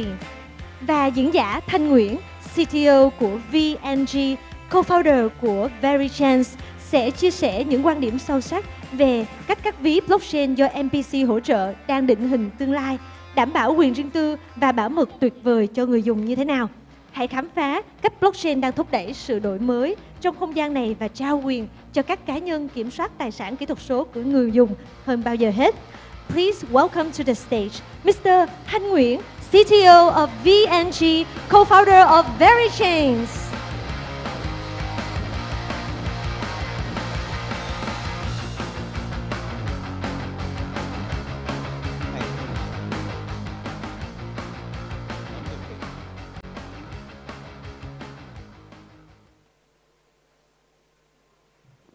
Hello. Hi, everyone. So today I will just share a quick talk on the MPC and a few of advantages as well as the security challenge as well as solution around multi-party computation, basically MPC. The next one. So quickly about myself. So I'm actually very old school security researcher for almost 30 years in security research. And I'm co-founder of VeryChance, one of the Web3 security firm founded 5 years back in 2017. and I'm a vice president as well as CTO of VNG. Previously, I worked as a CPU and chipset security architect, where I'm working on like security of CPU as well as like adding feature to the CPU such as like SGX and so on. So I used to work on Atom, Core i7, Core i5, NLM, iBrick as well, before I moving back to Vietnam and found a Virgin company as well as working for VNG. So I used to present a lot of different topics as well as a reviewer for the conference around the regions like Black Hat Hack in the Box, DeepSec, PackSec, and DevCon as well. Okay, so basically because there's a conference in Vietnam and I think that most of the information on the slide is already in English. So now I will switch to Vietnamese, and if you guys like want to listen, then probably there will be a translator that you can use. Ok, mình xin phép được trình bày ở trong tiếng Việt. Thì Jen có nói mình là trình bày tiếng Việt thì có lẽ là sẽ thú vị hơn. Rồi, thì ở đây thì mình xin chia sẻ một chút xíu về cái MPC nó là cái gì và ứng dụng của nó như thế nào trước khi mình nói đến những cái phần cao hơn. Thì ở đây MPC á, thực ra là mọi người chẳng hạn như bây giờ á, là có một bài toán là mình cần đấu giá một cái món hàng nào đó, mà trong đó thì mọi người sẽ không biết là mình đưa cái giá là bao nhiêu, nhưng mà mình sẽ muốn đảm bảo là cái người đưa giá cao nhất sẽ chiến thắng trong cuộc đấu giá đó. Hoặc là mình có một cái mình chơi bài, bây giờ làm sao mình có thể là đảm bảo cái chuyện là chơi bài mà không có người chia bài thì làm sao có thể làm được chuyện đó. Hoặc là ví dụ như là có hai bạn, bây giờ mình muốn biết bạn nào nhiều tiền hơn bạn nào thì làm sao để mình giải quyết được bài toán đó. Thì hầu hết trong các cái trường hợp như vậy á, là nếu mình áp dụng ra bên ngoài thì mình sẽ cần một cái người thứ ba. Chẳng hạn như là để một người thứ ba, mà với điều kiện mình chẳng hạn như hai bạn muốn biết bạn nào giàu hơn bạn nào, nhưng mà mình không muốn cho bạn đó biết mình có bao nhiêu tiền. Thì khi đó cách mình làm là mình sẽ có một người trọng tài, mình sẽ nói là mình có bao nhiêu tiền và cái người kia sẽ nói cho mình người đó có bao nhiêu tiền, rồi từ đó người đó sẽ biết là ai là người giàu hơn, ai là người nhiều tiền hơn, mà không cần phải cho từng người bên kia biết là mình có bao nhiêu tiền. Tương tự trong trường hợp đấu giá, tức là mình sẽ phải tất cả những người tham gia đấu giá hoặc là đấu thầu đó, người ta phải gửi cái thông tin của mình cho một cái đơn vị trung gian, và đơn vị trung gian đó sẽ quyết định xem là ai là người có cái giá cao nhất để người chiến thắng. Và sau đó là cái người chiến thắng đó, chỉ có người chiến thắng đó thì mới được công bố và cho biết là cái số người ta đặt bao nhiêu. Còn tất cả những người còn lại là vẫn được giữ kín. Tương tự cho chuyện chia bài. Vậy thì là bây giờ bài toán là giả sử mình không muốn có một cái người thứ ba như vậy thì giải pháp nó như thế nào? Thì đó là cái việc mà tính toán mà dùng nhiều cái hệ thống khác nhau, tức là mình thay cái việc là cần một cái người thứ ba làm người tin cậy để đánh giá hoặc ra quyết định, thì mình sẽ dùng một cái trusted computation, tức là một cái việc mà tính toán dựa trên nhiều các cái node khác nhau, và nó cho phép cái chuyện là thay thế được cả một cái bên thứ ba. Thì làm sao để làm chuyện như vậy? Thì về cơ bản nó nói cho ngắn gọn đơn giản thì nó thực ra nó sẽ là một cái mô hình tính toán làm sao để cho phép là có một cái hàm tính toán trên những cái dữ liệu, mà cái dữ liệu đó thì mình lại không muốn mình disclose, tức là mình không muốn là dữ liệu đó cho các bên khác. Tuy nhiên là có một cái làm sao làm được một cái function mà có thể tính toán từ từng phần một, tính toán một thì nó ra được cái kết quả cuối cùng. Chẳng hạn như là mình nói cho được là cái người nào là người nhiều tiền hơn, hoặc là cái người mà đấu giá nào là người đó chiến thắng. Thì để thực hiện cái mô hình mà để làm như thế này thì thực ra về lịch sử thì MPC bắt đầu từ là đã rất là lâu rồi, từ phải hơn 40 năm trước. Tuy nhiên là thực ra là các cái ứng dụng liên quan đến MPC thì được phổ biến là trong thời gian tương đối gần đây, đặc biệt là khi mà cái sự mở rộng của và sự gọi là tương đối là phát triển của cái ngành công nghệ blockchain cũng như là cryptocurrency, thì các cái ứng dụng MPC là được rất là phổ biến, đặc biệt là trong các cái ví. Ở đây thì tương tự mình sẽ chia sẻ về một cái là rất là cơ bản về là sự khác biệt nhau giữa các cái dạng ví khác nhau như thế nào. Thì ở bên ngoài cùng này thì sẽ là cái ví truyền thống. Mọi người dùng ví truyền thống cũng sẽ biết là mình sẽ có một cái private key, và private key đó dùng để giữ các cái tiền của mình.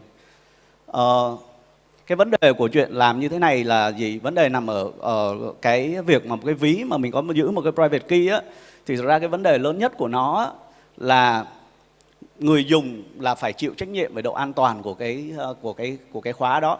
Có nghĩa là nếu mà mình mất cái khóa đó thì coi như là mình mất hết, và không có cơ chế nào để có thể khôi phục lại được. Tức là các cái vấn đề liên quan đến chuyện là khôi phục lại cái ví của mình bị mất khóa là như thế nào là rất là khó thể thực hiện được. Cái vấn đề về chuyện là trải nghiệm của người dùng, cái việc mà adoption đó, tức là cái muốn chấp thuận của người dùng adoption cho cái việc là cryptocurrency hay là Web3 thực ra là ví là một cái yếu tố khiến cho cái việc adoption nó sẽ có rất là nhiều cái thử thách. Bởi vì đơn giản là việc mình bảo vệ cái khóa đó rất là khó. Cái khóa đó của mình tùy vào cách mình sẽ sử dụng nó như thế nào. Nếu mà mình dùng một cái ví ở trên điện thoại, hay là mình dùng MetaMask ở trên máy tính, hay là mình dùng một cái hardware token, thì tất cả những trường hợp đó là đều có một cái nguy cơ là mình có thể bị mất ví cả. Ví dụ như mình trên điện thoại của mình có thể cài rất là nhiều các ứng dụng khác nhau. Điện thoại của mình có thể có những vấn đề khác nhau. Chẳng hạn như mình nói là những điện thoại như Android hay là một số kể cả iOS có những thời điểm thực ra chỉ cần nhắn một cái tin nhắn MMS là cái người nhắn tin nhắn đó có thể kiểm soát toàn bộ cái điện thoại. Và khi họ kiểm soát toàn bộ điện thoại của mình thì đương nhiên là cái ví điện tử của mình cũng sẽ mất thôi. Thì có nghĩa, và nếu mà cái ví đó giữ rất nhiều tiền của mình, đồng nghĩa việc mình bị mất tiền. Trên máy tính của mình cũng tương tự, malware, phishing, tất cả mọi thứ đều có thể xảy ra trên máy tính, trên điện thoại của mình. Và kể cả nếu mà mình dùng hardware token, chẳng hạn như là Nano Ledger hay là gì đó, thì mình cũng không có gì đảm bảo là cái mình mua là nó an toàn. Chẳng hạn mình mua ngoài tiệm thì mình đâu có chắc là nó đến trực tiếp từ nhà cung cấp đâu. Tại vì chẳng hạn như kể cả Nano Ledger hay một số cái là đã từng xảy ra cái chuyện là khi mình mua về sau đó mình bị mất tiền, lý do là người ta mua về mà người ta thay đổi cái hàm cái seed để người ta có thể đoán được là cái ví, cái key mà sẽ sinh ra là như thế nào, và khi mà mình mua về mình dùng nó, mình lưu trữ tài sản và họ có thể tính ra được cái private key để họ lấy tiền của mình.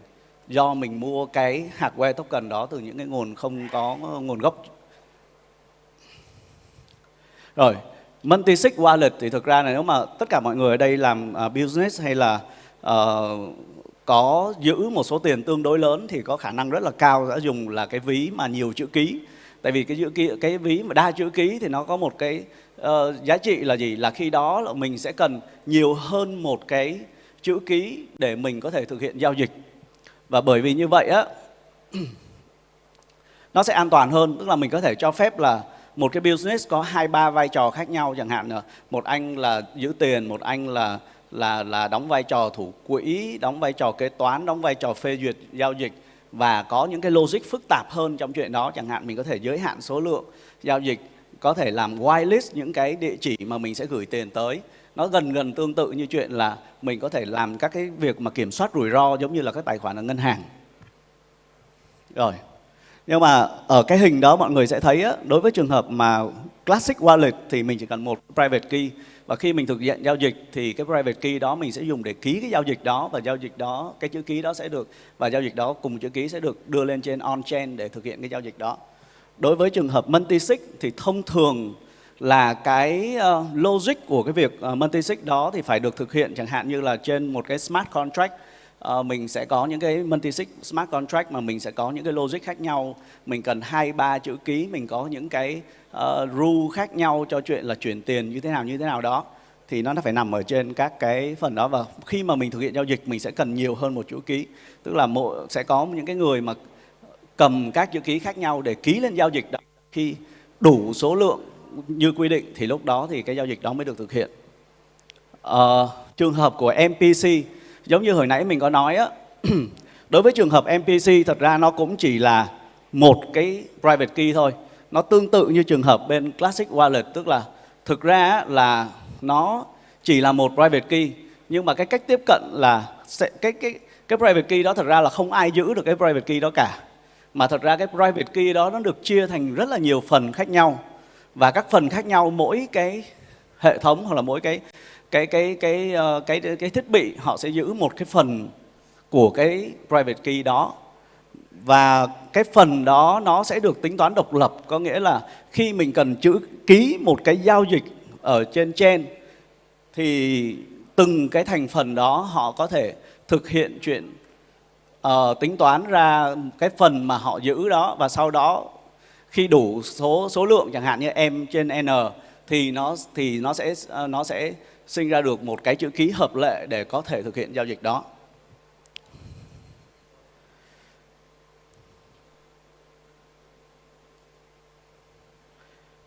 Rồi, thì thực ra là cái MPC Wallet là một trong những cái ứng dụng sử dụng của công nghệ MPC được sử dụng gần như là phổ biến nhất. Thì tất cả những cái mọi người ở đây mình sẽ thấy là Coinbase, Fireblock, Binance, Copper, BitGo, rất là nhiều các cái vendor khác nhau. Có những cái đó, có những vendor là wallet cho consumer, có những vendor là wallet cho custody access cho các cái business hay là các cái tổ chức tài chính. Thì đây là một cái xu hướng rất là phổ biến, và hầu như là bây giờ là rất là nhiều dự án sẽ chuyển sang đi theo các xu hướng mà dùng MPC. Bên cạnh đó thì có một số vendor ở đây thì họ cũng sẽ kết hợp với một vài cái giải pháp về phần cứng hoặc phần mềm, chẳng hạn như là sử dụng là SGX, HSM hay là Trusted TE hay là một số cái giải pháp khác nhau để bảo vệ các cái thành phần mà trọng yếu của cái MPC node. Và khi mình dùng MPC thì mình sẽ không bị cái gọi là một cái single point failure, và nó cho phép mình là đảm bảo cái tính an toàn hoặc là cái tính mà có thể recover được nó tốt hơn rất là nhiều so với cái việc là chỉ dựa vào một cái private key. Ok. Thì các cái giải pháp liên quan đến MPC Wallet hay là các cái custody access solution bây giờ thì đa số họ ngoài bên, bởi vì là cái phần tính toán liên quan đến chữ ký đó của MPC đó nó nằm ở off-chain, họ có thể đưa vào rất là nhiều các cái logic hoặc là cái phần kiểm soát khác nhau. Chẳng hạn như là họ có những cái workflow rất là complex, họ có thể có những cái chiến lược cho chuyện là quản trị rủi ro cho một cái giao dịch. Chẳng hạn như họ có thể kiểm tra được là mình có thể đặt các cái logic khác nhau, chuyện là giao dịch gửi cho ai, số tiền bao nhiêu, giới hạn daily limit là như thế nào, cái giao dịch nào là bất thường thì phải ngăn chặn lại, hay là cái giao dịch đó có gửi đến một cái ví mà nằm ở trong cái danh sách rửa tiền hay là hack hay là gì đó hay không. Thì tất cả những cái tính năng về kiểm soát và quản trị rủi ro đó hoàn toàn có thể thực hiện ở trong cái off-chain, tức là không phải on-chain, mà do MPC có thể cho phép mình làm được chuyện đó. Bên cạnh đó thì bởi vì nó là off-chain cho nên là các cái phần liên quan đến chi phí gas hay là các cái liên quan đến chuyện privacy, các cái logic cho chuyện tính toán ở privacy thì do nó nằm ở off-chain cho nên là nó sẽ tăng cái đảm bảo hơn về chuyện là cái riêng tư của các cái dữ liệu mà dùng để tính toán đó.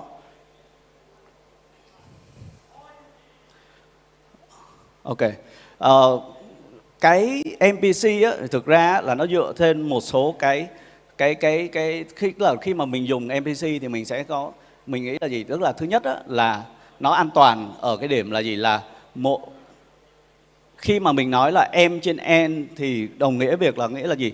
Là mình sẽ muốn đảm bảo là adversary là những cái người mà malicious, những người mà có ý đồ mà không tốt thì họ không thể nào mà break được cái protocol đó nếu mà họ không control đủ cái số lượng mà mình đã được set cái threshold ban đầu, cái ngưỡng ban đầu. Bên cạnh đó thì nó sẽ đảm bảo là những cái khi mà mình compute và mình tính toán ra cái chữ ký cuối cùng chẳng hạn á, thì mình vẫn sẽ đảm bảo là cái thông tin private ban đầu chẳng hạn như private key là được giữ an toàn. Tuy nhiên á, cái MPC là một cái MPC thì không mới, giống như hồi nãy mình có chia sẻ là nó bắt đầu từ hơn 40 năm. Nhưng mà các cái MPC framework hay là một số cái cách mà sử dụng MPC trong chữ ký ngưỡng hay một số thứ á, thì nó thực ra nó là tương đối là mới và không có tiêu chuẩn, không có một cái tiêu chuẩn rất là rõ ràng. Mỗi cái vendor mà mình hồi nãy mình có nhắc ở trên đó là mỗi cái hãng, mỗi cái nhà ấy họ thực hiện implement cái MPC khác nhau. Và thậm chí và có một vài paper khác nhau và mỗi paper đó lại đi theo hướng tiếp cận khác nhau luôn.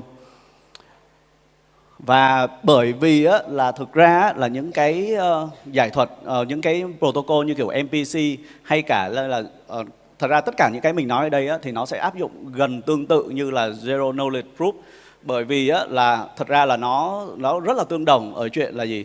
Là nó rất là phức tạp. Nó cũng không dễ để có thể thực hiện cho nó đúng. Và bởi vì như vậy á, là thông thường á, chỉ là một cái lỗi rất nhỏ có thể khiến cho á, là toàn bộ cái giao thức đó không còn an toàn nữa. Thì ở đây á, là một cái research mà thuộc đội bên mình là Virgin có làm từ khoảng cuối năm từ khoảng quý 4 năm ngoái cho đến bây giờ, là liên quan đến chuyện là tìm hiểu và survey rất là nhiều các cái hiện thực về MPC khác nhau của các cái ví và các cái giải pháp khác nhau trên thị trường. Thì cái paper này thì dự kiến là bọn mình sẽ public chi tiết vào tháng 8 ở một cái hội thảo ở Mỹ. Thì cái paper này chẳng hạn á, thì là một cái ví dụ cho thấy á, là hầu hết những cái implementation của MPC ở trên thị trường đều là không ít thì nhiều là có vấn đề.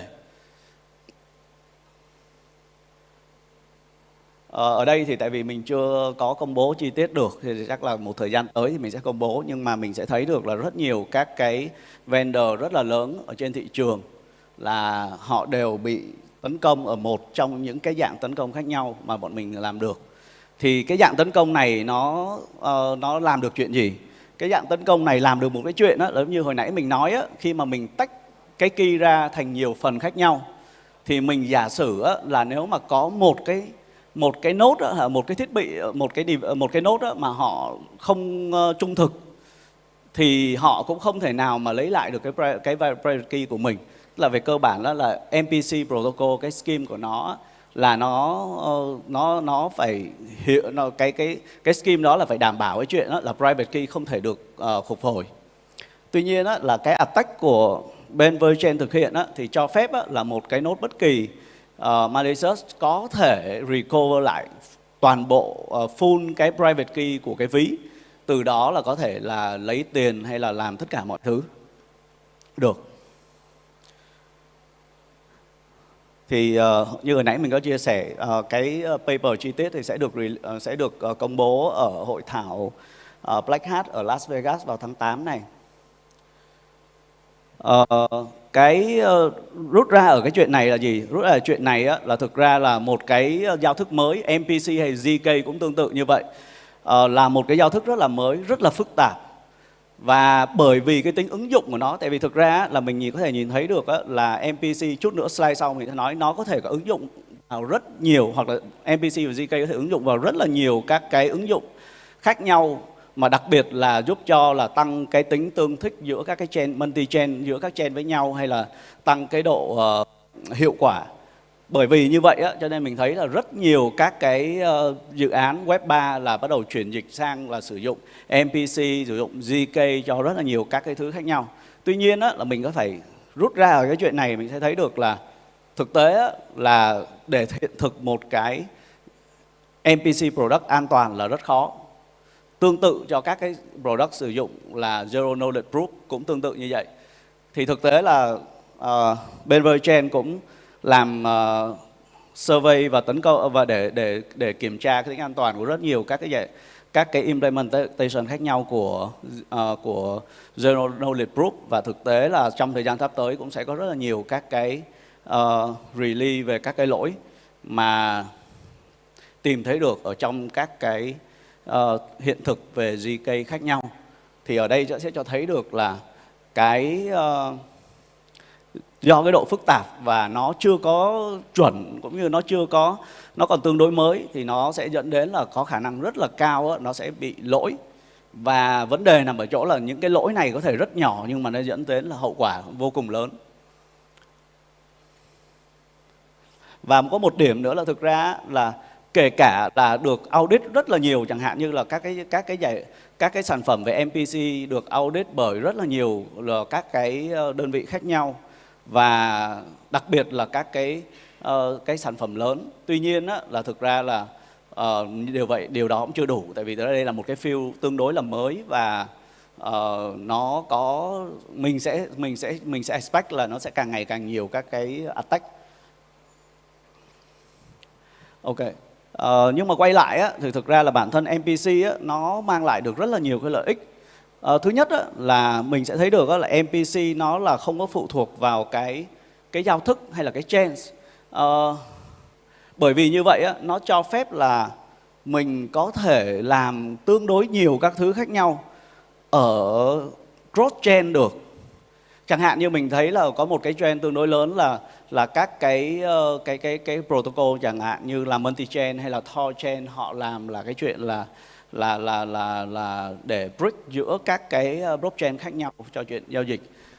Hay là về vấn đề privacy chẳng hạn, thì MPC như hồi nãy là bản thân cái giao thức nó cho phép chuyện là có thể có rất nhiều các cái complex, các cái logic complex hay là những cái dữ liệu khác nhau có thể được tính toán ở off-chain. Từ đó thì thực ra nó sẽ giảm các cái vấn đề liên quan đến chuyện là tăng cái đảm bảo cái chuyện về privacy hơn. Mình chia sẻ luôn là tất cả những gì mình nói ở cái phần MPC này nó gần như là tương đương với tất cả những cái liên quan đến GK, có nghĩa là tất cả những điều này có thể áp dụng tương tự đối với các cái hiện thực mà dùng Zero Knowledge Proof. Scalability cũng tương tự như vậy, tức là khi mà mình đẩy một số thứ tính toán phức tạp xuống off-chain thì chắc chắn là mình sẽ giúp cho cái chuyện là tăng cái khả năng scale, tăng cái tính hiệu quả, giảm cái chi phí về gas, giảm các cái từ đó thì nó cho phép là có thể là mình có rất là nhiều các cái hướng innovate khác nhau cho các cái layer 2 scaling solution khi sử dụng MPC và ZK. Cho nên là chắc chắn là mình sẽ thấy là bây giờ đó là trend, và chắc chắn là trong một vài năm tới thì nó cũng sẽ tiếp tục là cái trend cho chuyện là các cái sản phẩm hay các cái ấy thì người ta sẽ tiếp tục adopt sử dụng MPC, ZK vào trong cái innovation. Tuy nhiên là mình cũng sẽ nhìn thấy được là chính vì như vậy là mọi người đều sử dụng, và cái công nghệ nó chưa hoàn toàn là chuẩn hóa và chưa hoàn toàn là chín thì đồng nghĩa với việc là chắc chắn nó sẽ còn nhiều cái vấn đề về security mình thấy trong thời gian sắp tới.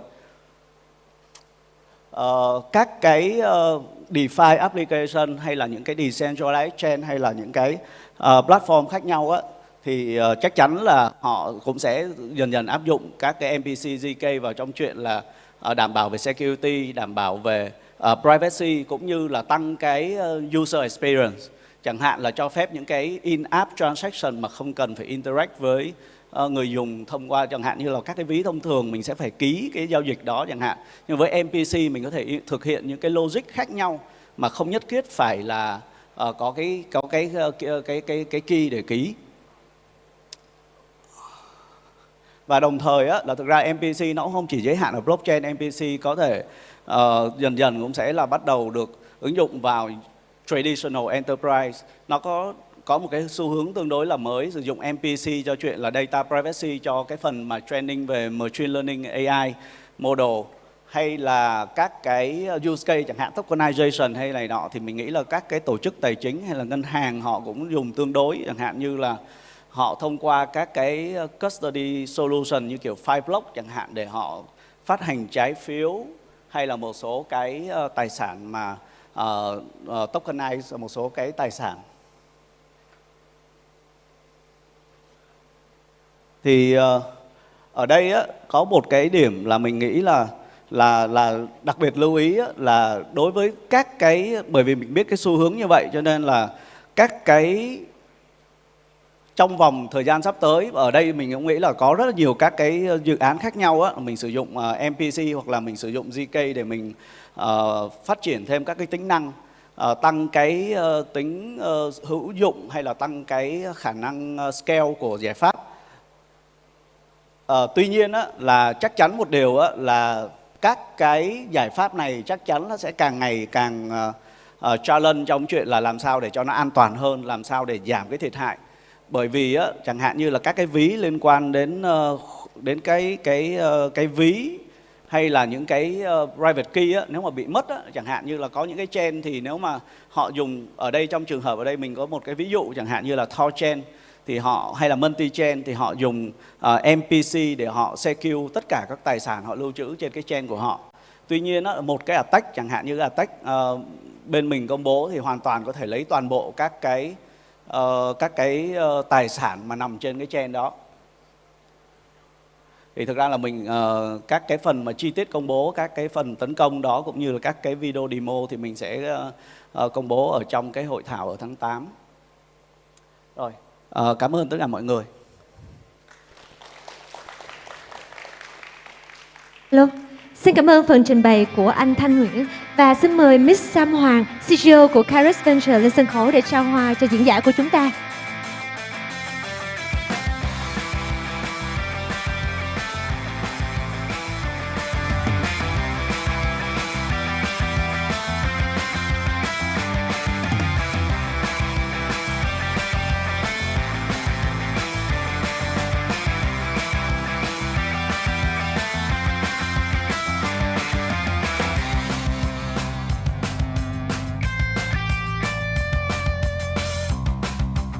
Vâng, xin cảm ơn diễn giả Thanh.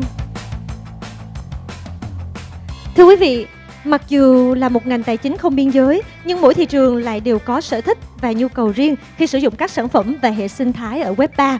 Đặc biệt tại thị trường Đông Nam Á, nơi có mức độ chấp nhận tiền điện tử khá cao, việc xây dựng một cộng đồng người dùng trung thành luôn là một nỗ lực đầy thách thức. Và đại diện của các dự án nền tảng lớn tại Việt Nam, các diễn giả sẽ chia sẻ chiến lược xây dựng và thấu hiểu cộng đồng, đồng thời hỗ trợ các dự án mới nổi tìm được chỗ đứng trong hệ sinh thái.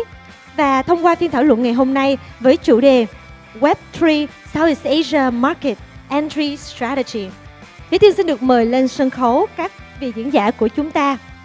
Please welcome to the stage Mr. Kai Yong Khan, Startup BD Manager at AWS, Mr. Kevin An, Developer Community Lead at Polygon APAC, Mr. Kiên Hoàng, Ecosystem Lead at Aptos, Mr. Kevin Tùng Nguyễn, CEO and Founder at ShopHopping, and our beautiful moderator, Miss Queen, Founder of Sissy Blockchain Hub and ETH Vietnam. Xin trân trọng kính mời các diễn giả và chủ tọa lên sân khấu để có thể mang đến những chia sẻ hấp dẫn cho toàn thể quý vị của chúng ta ngày hôm nay. Thank you, Tiên. Hi, everyone. I hope that after the long day joining the GM Vietnam, you had a lot of information already. And welcome to our last panel. I hope that you're not too tired now. But I believe that this panel is also very interesting because we have also the special guests sharing their own experience from their organization protocol about their experience in Southeast Asia, which is one of the hype region in Web3 right now compared to other regions over the world. So first of all, my name is Queen. I'm the moderator of this panel today. And the panel today we discuss about the Web3 Southeast Asia market entry strategy. And please welcome our distinguished guests, also our dear friends. Maybe everyone, please introduce about yourself and also your organization, please, first. Okay, I go first then. Hello everyone, my name is Kevin, also known as Kian. I'm based in the US right now, but I was born and grew up in Vietnam. Super excited to be here. I'm here representing Aptos Labs. were a new layer 1 blockchain that launched last year. And super excited to talk more about how we can help Vietnam and also the Southeast Asia market really grow and embrace adoption in blockchain. Hi everyone, my name is Kai. I'm from AWS. I'm based in Saigon, originally Malaysian. My mandate here is really to drive adoption and build market for AWS startups in Vietnam. And that includes Web3, which is a big part of it. And we're really excited to be here today to share about our view, and we'd love to meet and connect with builders to really support you to continue to build in this interesting market. Hey everyone, I'm Kevin. I lead developer community team for Polygon Labs. So Polygon wants to be the value layer of the internet. And what that means is that I believe some of you are very familiar with Polygon POS chain being one of the most popular chains in the world, housing thousands and thousands of decentralized apps, empowering builders build amazing, world-changing startups. And that's what we want to do here today, to talk to builders and really figure out how we can help, from Polygon's point of view, how we can help the builders, how we can help builders in Southeast Asia and beyond. Looking forward to connect. Yep. Wow. The very last panel, look at you guys, must be really interested in what we're about to share. So we promised to only share cool stuff. I'm just another Kevin Nguyen, CEO and founder of JobHop Inc. We are Series B, providing AI solutions, solving recruitment and education problems for enterprise, hiring in Vietnam the last 7 years. Besides JobHop Inc. and EkiHubs, I'm also work at Vin University at the industry chair, where we have 13 campus, K-12, 45,000 plus students and 9,000 college students in Vietnam. Very excited to welcome a lot of international friends that we have been through a lot of winters time together, and here to Vietnam. Really excited to talk to everyone and catch up with everyone more, especially tonight and tomorrow night. Very happy to be here. Thank you. Okay, so thank you everyone. So let's start for our panel. So since we just have 15 minutes, so I would like to break it down into 3 main parts for the panel. So the first one is please sharing about the landscape, the demography of the Southeast Asia area right now in Web3, the situation. So all the other protocol overseas, they can understand about the landscape here, how hype it is, right? And the second part that we would like to go through your own experience from your own protocol or foundation, who enter the market, and also what is your best practice, challenges, or how you see that opportunities here. And the last part is the trend of the region, Web3 trend in the future, right? So firstly, I would like to share why we have this panel, because I do believe that for the last years I traveled in many different conferences over the world, and at that time people just heard about Southeast Asia, about GameFi, about crypto adoption. They know that it's very high, but they don't even know about the talent, about developers or builders, and also the good project here. Even that not only in Southeast Asia, right, but also we see that Vietnam also we have 16 million crypto users. We have 900,000 developers. We have also a very good project like RC Infinity, Kyber, United Asia and Asia. So what do you think about Southeast Asia market, especially in Web3 here, about the landscape, demography, and why your protocol enter this region? So which Kevin wants to go first? I can go first too, yeah. Just a full panel of Kevins. But this is a really good question. We've been looking at so Aptos Labs has been looking at the Southeast Asia and also the East Asia region for a long time. We have many partners in South Korea, in Japan, and in Vietnam, working on many games and protocols on the blockchain. So I want to talk about 2 things that really make the East Asia region really stand out. One is the users here.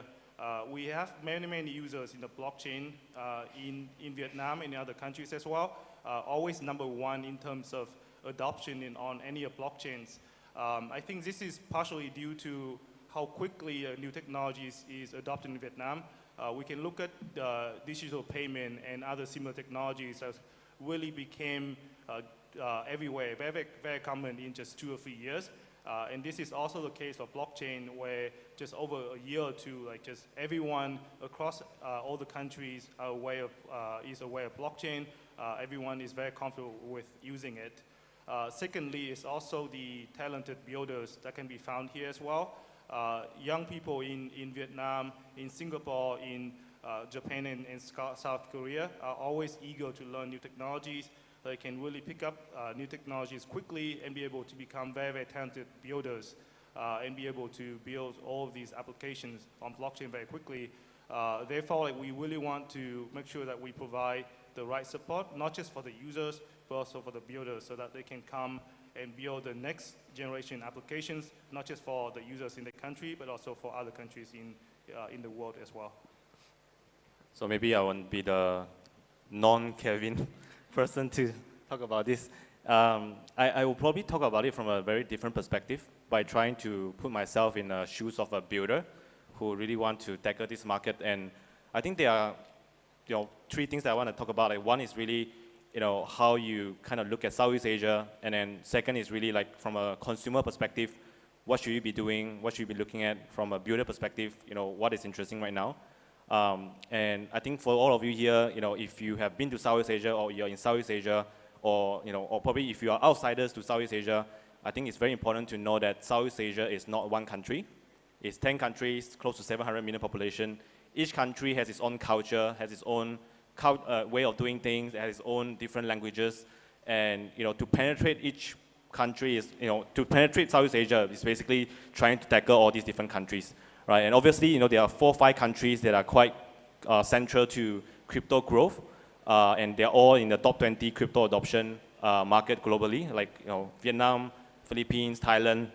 So I think it's very important to recognize that when you are looking at Southeast Asia as a market, right? And going to consumers kind of perspective, right? So if you think about Southeast Asia, right, with the exception of Singapore, every other country is still in emerging.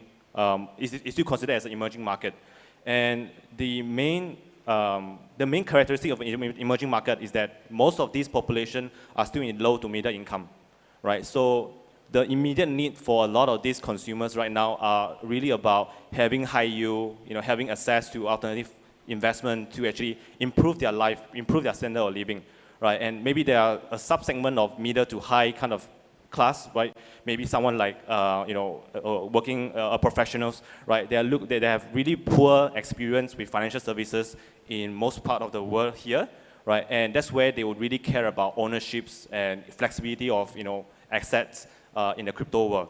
And last but not least, I think there's also that emerging culture, which is more relevant to Gen Z, where they think that crypto is cool, they want to hang out with cool people and a lot of fun, NFTs, really building their identity in this world. And because the population here in Southeast Asia is very young, right? So that's why from a consumer perspective, I think these are some of the key things that you should look at. And from an institutional perspective, if you are doing B2B, I think it's very important to recognize that, sadly to say, right, I think a lot of companies are still not looking at blockchain from the, the real use cases and benefits perspective. But the good thing is that, some companies right now, they are looking at Web3 as a potential go-to-market strategy, where they want to tap into Web3 users, they want to tap into Web3 liquidity and, really the market side of things. And that's where, I think there are opportunities here for builders in this part of the world to leverage. Yeah, I think that like Kai and Kian share a lot of information already. Exactly. I think our friends here have shared how bullish we are in a lot of Southeast Asia and why. I just want to tap into, add a little bit onto that why Polygon is here and all. So when we see, Polygon has always been super builders obsessed. Polygon was a good story, our founders come from humble beginnings. We understand how hard it is to build. And when we see a market like Southeast Asia, we see super talented folks, some of them are from lower income folks. But we see that, and we see that hunger, but we see that talent, and we just want to help. And that's why we're looking into investing heavily, being there for them, helping them, listening, connecting, learning, because we cannot just come here and assume, hey, you guys need this, take this. No, it doesn't work that way, right? Like Southeast Asia is like 10 countries. Every single country has a different regulation. Every single country have different cultures, languages, different things they worry about, different things they're good at, different things they need. And that's why for us, we look at it that it's all about the people. And that's why when we come here, we connect, we understand, we listen. And that's why when we're here, strongly urge you to talk to us.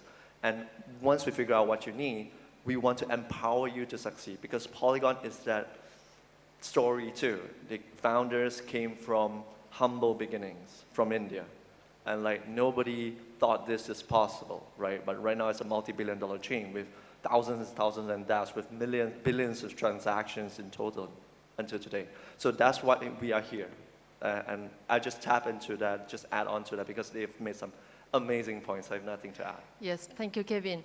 So, sorry, Kevin from Job Pocket, another Kevin. You know, listening to this guy, right? I now I get it. I get why, you know, we have muscular Jack's Kevin Aptos here, right? And the handsome Kevin from Polygon, and here the fat Kevins will share the perspective of the talents, right? But, sorry, just like want to add one thing. Like, sorry, like among the talent point, right?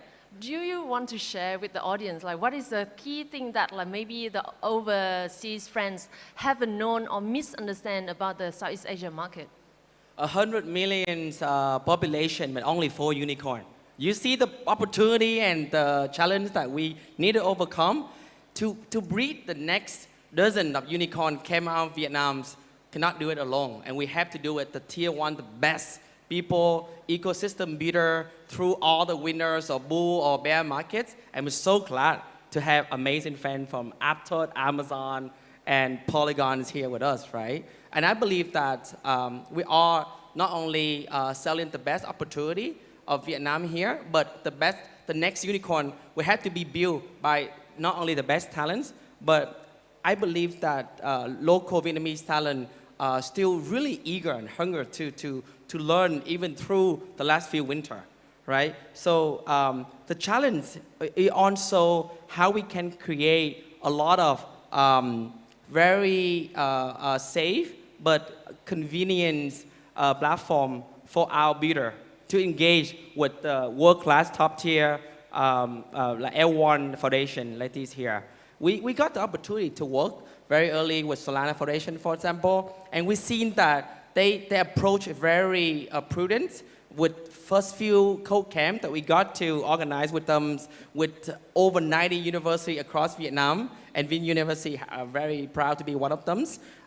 We've seen that the numbers of interest in terms of not only just engineering students, but also product design and business students in college and even in high school, they really get it, right? And not only they see that, okay, in the future, my Robux account in my Roblox games will actually be converted, right, to give me financial freedom, but also I get to really build my future career on this amazing infrastructure and right here in this beautiful country.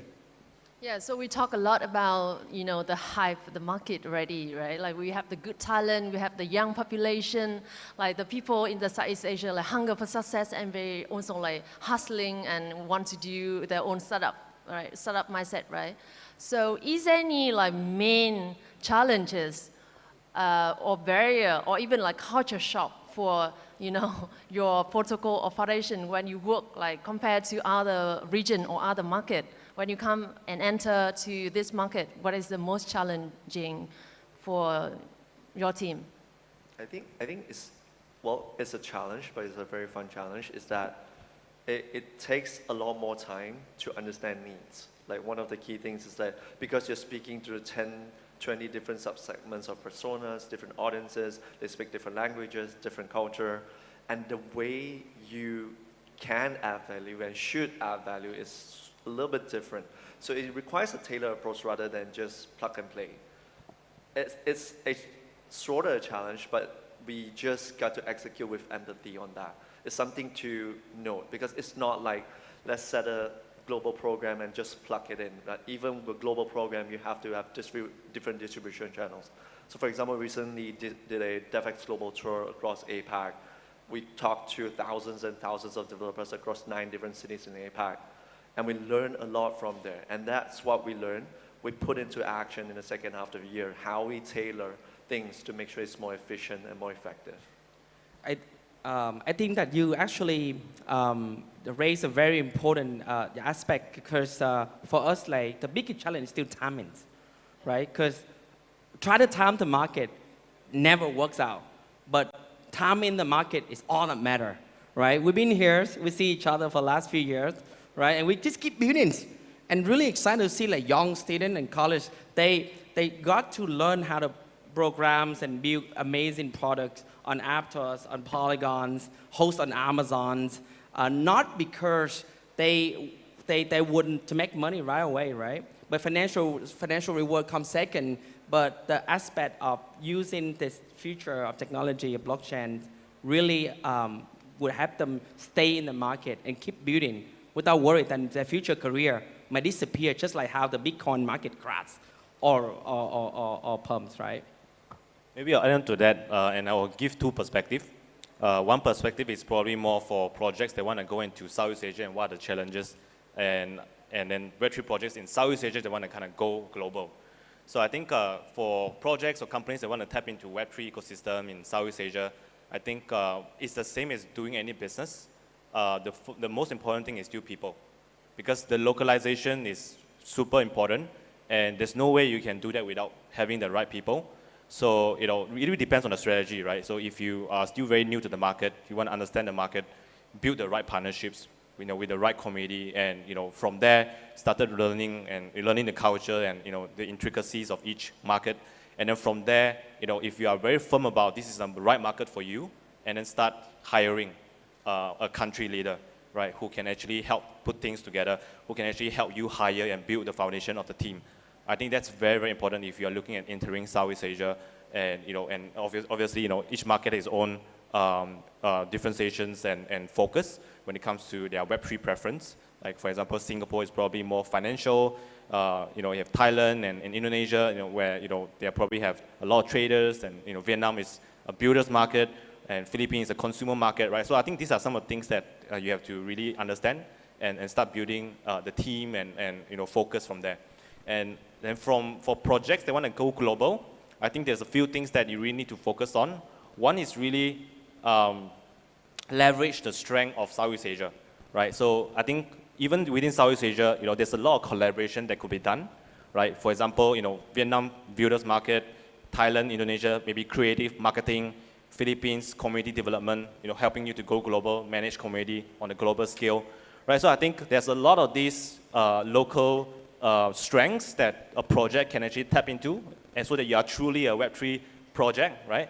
And I think the other most important thing is to actually build a global decentralized culture, right? Because most of the team, I think they are still limited to the local strengths, and they find it very hard to go global because of how they structure their team in the very early days. And building a global decentralized team, where you can actually go to market in different markets easily, is actually very, very difficult if your team structure is not built to be global from day one. Yeah, definitely. I think you definitely cover everything from people to money to also the local support as well. I don't have a lot of things to add, but definitely in terms of support, this is very important, especially for another country where it's not just about a language barrier, it's also about the communication barrier as well. Because different cultures have different ways of communicating, even different areas, different professional areas have different ways of communicating as well. So I think one of the things I truly believe that will go both ways for the builders and the protocols is to be able to communicate with each other effectively. This doesn't just mean in the local language, but also in terms of how everyone works, in terms of the technical support that they might need. So this is something that I personally and also Aptos really want to focus on, which is to provide the best education, the best materials, and also the best local support for people to be able to overcome the communication barrier and receive the help be it in terms of support, advice, or even capital needed to succeed despite the tough environment that we're in right now. Thank you. I see that like we have thumbs up. I'm not sure that like the organizer let us like talk more or the audience want to hear more. Please raise hands if you want to let us like have some more time. Okay. So I think that like we just like have going to the last point of the panel. So I know that also like all of your protocol and foundation organization like really prioritize Southeast Asia is like one of the key market. Can you share briefly, and maybe like that's one of the advice from your personal, also like from your foundation point of view, what is a good strategy to enter this market? Do and don't. Be very slow in choosing the right partner, but very fast to move on. Very good point. But why I need to choose the right partner, and how to define the right partners here? Well, just follow the Kevins. But yeah, I think just be obsessed with the audience. Like if obsessed with the customers in the case, and then if like for us, we're obsessed with the builders, and then be understanding them, what their needs, what's the best way to reach them, all these distribution channels. Just to keep it short, is just be obsessed with whoever you want to target. That's it. I said quite a lot just now about this, but if we need a punchline, I think just be very patient with this market. It's growing very fast, but the results will come later. Yeah, this is a very good point. Yeah, I think for me, it just be tenacious and also lean on to the core team. One of the common misconceptions for people is that the core team is aloft and not ready to help. It cannot be more false than that. The core team is always there to help, be this for Polygon, for Aptos, and for all other blockchains as well. Everyone is always here to help, especially if you encounter challenges in building or just in dealing with just the tough environment we're in right now. So definitely lean on to the core team to help, and they will be there to help you through a lot of the challenges, and always ready to talk to you with you about any ideas. Yeah. So for me, like because like we build the ecosystem for Web3 and for the community here, and we also like trying to bring more protocol and foundation into Vietnam or Southeast Asia. So from our community side, we also really hope that like all of the protocol and foundation bring more global resources to support the local community, to support the local builders, because like we see that like many talents, but here like also like not so many projects can go global. Right, so we need more, all type of support, mentoring, education, all type of different activities, mentoring, office hour, extra, to really bring the project in Southeast Asia to the next level and can go to the world. So the last part of this panel today, and then after that we can wrap it up. So we really want to see your opinion about what is the future of the Web3 market in Southeast Asia. Is there any trend that you see that is going to be hyped here in this area, besides on like the last trend for the last year, like GameFi or DeFi or anything? So what do you think? I think I say maybe gaming, and not just from GameFi. I'm talking about real gaming. Because there's a lot of interest and a lot of builders across Asia, and a lot of gamers as well. And I think the next wave of applications that will be successful will be real games. Not just games that are simple, that you play to earn or you play to learn something of blockchain, but these are truly games that you are used to playing, that you're not even aware that the blockchain is there, but you can gain all the values from blockchain in terms of value and data flowing through the games, in terms of NFTs, or in terms of racing communities. So these games will be there. People will be addicted to them, playing without knowing that they're powered by blockchains. That should be the future, I think.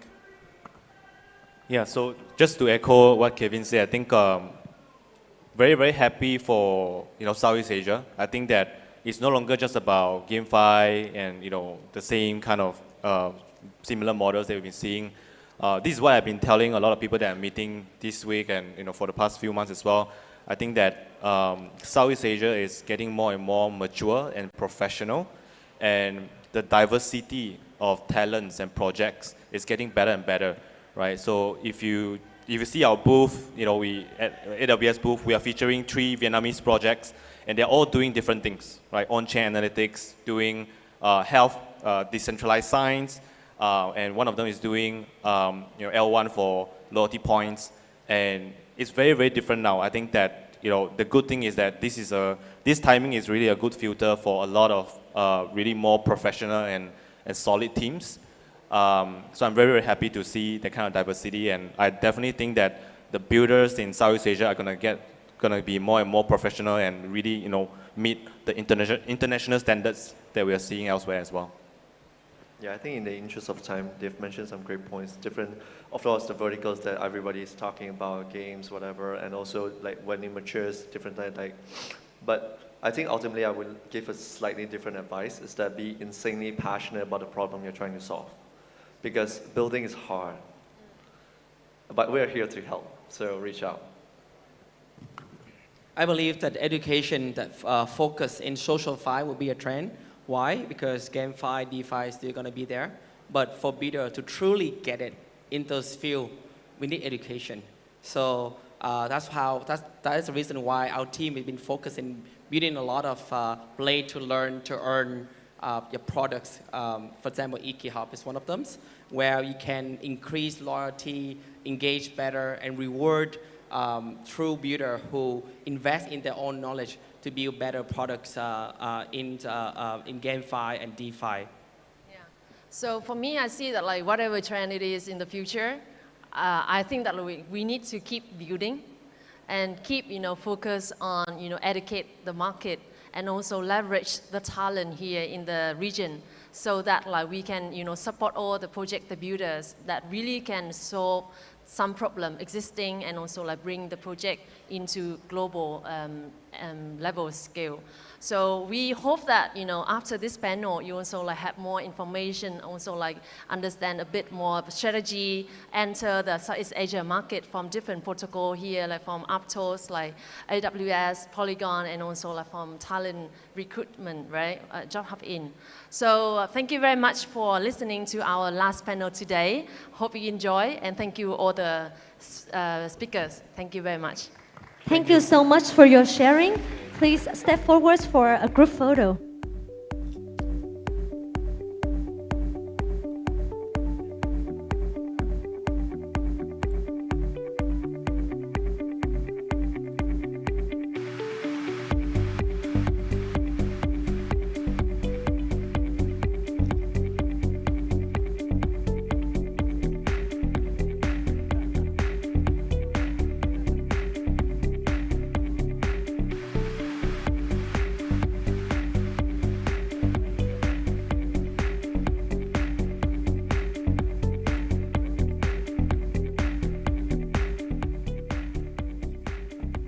Vâng, thưa quý vị, vậy là chúng ta đã kết thúc ngày đầu tiên của chương trình GM Việt Nam Blockchain Week với những chủ đề thảo luận vô cùng hữu ích xoay quanh công nghệ blockchain. Xin chân thành cảm ơn sự hiện diện và quan tâm của tất cả quý vị trong chương trình ngày hôm nay. Xin chào và hẹn gặp lại quý vị vào ngày mai tại GM Việt Nam. Ladies and gentlemen, thank you so much for joining us today. We hope that you had a great time and we'll see you tomorrow. Thank you.